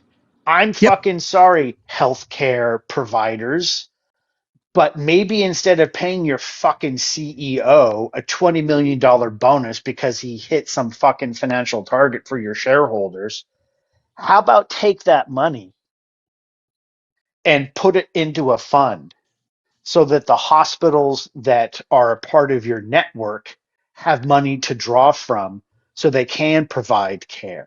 The more health care we provide, and this is what fucks me up about Republicans in general, the more health care you provide, the more healthy your workers are, the more productive your workers are, the higher productivity, the more fucking profitable your company instantly becomes because of productivity. But they can't see that, right? Because they have to other people. They have to blame people. They have to boogeyman people, right?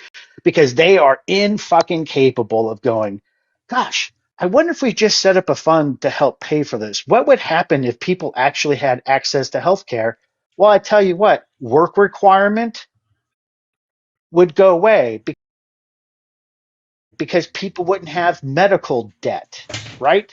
Half of the reason why people are fucking poor beyond education is fucking medical debt, education, no access to food, And where they live, there isn't a single employer that pays a living wage. Just look at every single red state. What is it that they're always last in? Medical outcomes, education, a living wage, right? But yet we keep awarding people. And Trump just makes it worse by doing this. First of all, I want you to think about that. 867,000 claims, you said? Uh-huh. How many fucking employees does it take to file 867,000 false claims? That's got to be a shit ton of fucking work. It was over a decade, and I think if you want to talk about the waste, fraud, and abuse, why was that not caught sooner? Before we go on to our last topic, this used to be the television remote. What that the happened fuck to is fall that? off. That it used to be the TV. It used to be the TV remote. Is that happened the to fall cover? off the? Yeah, that happened to fall off the table apparently. So our dog decided that the 9,000 chew toys that he has scattered around my house was not good enough. Yes, Toodle, it's been kippered. So I have to go on a quest for batteries next to see if there was a battery ingestion, because that would not be good. But this literally means that I have to get, I don't even know how to turn the television on without the remote, quite frankly. But yeah. Well, anyway, see if there's an app for that. And then, ladies and gentlemen, if we could please do a quick GoFundMe for a universal remote for our host. If you all could just please pitch in 2.5 cents, by the end of this live, he'll have enough money to buy a universal remote for his TV that was absconded and destroyed. I don't even know by where Kipper. the rest of the pieces are. That's why I darted like so quickly. Yeah. Okay. The last thing I wanted, somebody mentioned this earlier, and this is Curtis Yarvin. Curtis Yarvin is part of Dark Enlightenment. He believes that there should no longer be a democracy anywhere, not just here, but anywhere. So I'll play you this interview. It's pretty disturbing, actually, but he is dead serious. So here we go. Much for doing this. Meet the man inspiring the next generation of MAGA, Curtis Yarvin, who thinks America should no longer be a democracy. Even before Trump's re-election, he envisioned a fantasy world where Trump was president again, and with chilling accuracy described how he would take aim at public and private institutions without any interference from Congress or the courts. Obviously, I'm not the secret mastermind of the Trump dance administration. You're not? I thought there was a hotline. The software engineer and blogger has been called the father of Dark Enlightenment political theory. That means he thinks democracy is overrated, and what the U.S. needs is a king. A monarch, a single focus of authority is, absolutely necessary to run any integrated system efficiently. You could probably put any of the Fortune 500 CEOs in and say, okay, you're in charge of the executive branch, fix this. They'd probably do fine. They wouldn't be Hitler or Stalin. And he's got some powerful people listening. I think you're pretty far out in a way that is worth thinking about. There's this guy, Curtis Yarvin, who's written about some of these things. Years before Elon Musk and Doge, Yarvin coined the phrase RAGE, retire all government employees. Next, he sees a world where the power is not with the people. Should there be, though, Be a way of basically holding the sovereign CEO accountable. but not every single person should have a vote? I have 4 beautiful children. None of them have a vote. Experts in democracy like Harvard professor Daniel Allen, who publicly debated Yarvin, say his ideas are dangerous.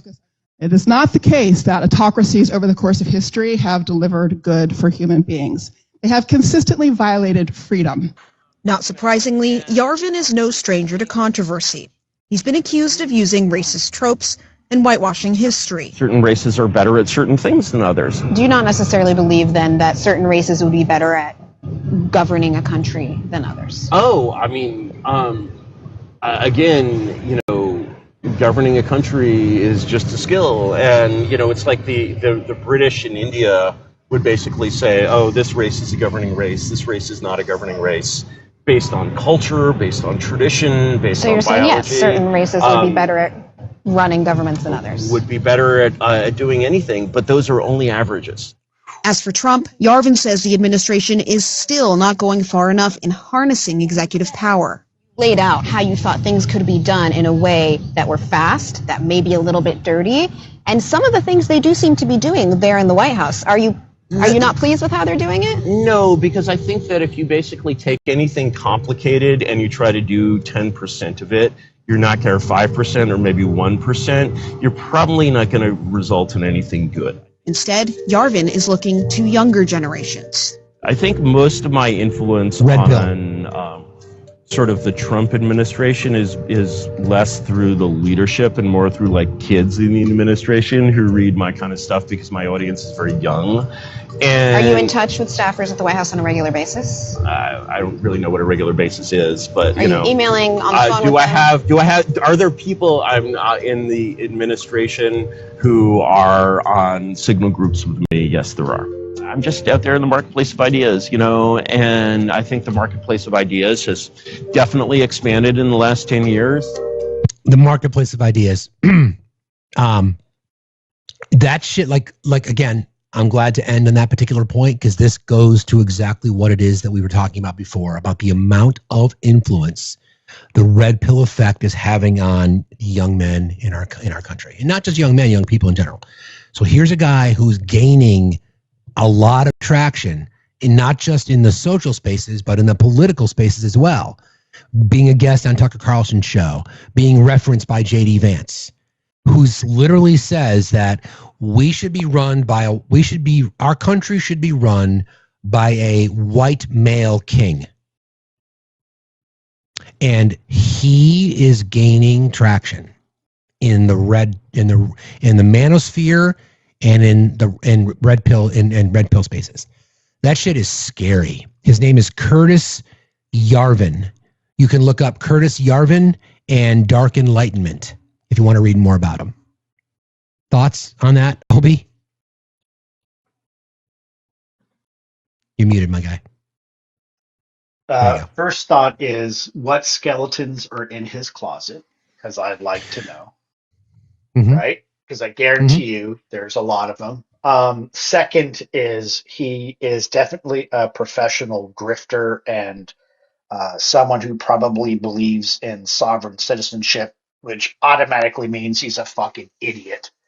And probably hasn't actually read a full book ever. Probably not. And we talk about grifters, right? A lot. Is he paying his taxes? Is he hiding money? What overseas shell corporations has he set up to do this, right? Because this is one of the things that now the Trump administration is going to go after the Bidens for, of which I don't know where the fuck Pam Bondi apparently now is officially Trump's personal attorney. Like we've talked about it, but now it's fucking official because he pointed to her and said, go, and she did it. Right? Yep. Pam Bondi should be investigating the administration for their ethical violations and their criminality, not individual Americans. Right. But this is the problem. And this is where it goes back to, like, I know people don't like us to call them stupid or dumb or ignorant, but all of MAGA is. And most of it is willful. Now, there are some people who haven't had access to education. I'll cut them some slack, right? But for the most part, they're just fucking all willfully ignorant sitting here because they allow a mouth breather like that piece of shit that was just speaking on that clip to have fucking fresh air on a daily basis, right? Yeah, and this is the problem, right? Why isn't he being investigated? Why aren't we hearing about people investigating him? A sovereign king? Yeah. Right? Yeah. I mean, what the fuck is that? First of all, they just make shit up, right? Yeah, I mean, the reason I think it's important to play it though is that is one of the major spheres of influence. That's why I bring it up. That's why when we hear these conversations, when we hear people who have been red pilled, people like Curtis Yarvin are the ones that are doing the red pilling. We don't need a democracy. We should have a king. We'd be better off if we had a look at the dictators that are in the world. Their countries are better. Their citizens fall in line. That's where the danger comes from. So I'll be doing a little bit more research on Curtis Yarvin. But hey, I want to thank everybody. By the way, while I'm talking, we need one more sub in 11 minutes to hit that subway if you guys are interested. So just want to thank everybody for today. And I started the show by just letting people know that, we got to make sure that we're always checking in on each other. Make sure we're monitoring our mental health. I check in on Obi, he checks in on me. I think it's really important that we do these kinds of things for one another as our society, is what it is currently. We cannot pour from the cup if the cup is empty. Right? Thanks, Obi, for that, buddy. Friends, I want to leave you with this. Everybody's going to form their own opinions. Obi and I disagree a little bit, which is part of why we're friends, because we can challenge each other thinking about where we would go if an opportunity presented itself to speak someone from the other side, so to speak. You got to form your own opinions on this, right? Again, I'll just let it be known once again that I am not going to be breaking bread. I'm not going to be reaching across the table. It's not going to come from me. I will be willing if I can sense sincerity. I would be willing if I can sense good faith. The second I can't, and I've got a good bullshit detector, conversation's over. Which is why, again, I constantly encourage and challenge creators on the left. Why are you platforming people when you know who they are? It's one thing if you don't know somebody and then you find out who they are in your conversations. Why are you not immediately kicking them at that point? Why would you carry them on? Why? Ask yourself why. Don't stand there and claim to be a supporter and or accomplice for marginalized communities, for women, for the trans community in particular, and have somebody on your platform that is sharing their bullshit grape apology rhetoric and their transphobia. Ask yourself that question. I'm not tone policing you. I'm saying, really, what is your intention here? Because we know who these people are. If you fall into the point where you have to do this for content, then I'm sorry, check yourself, because that ain't right. Any final thoughts, Obi?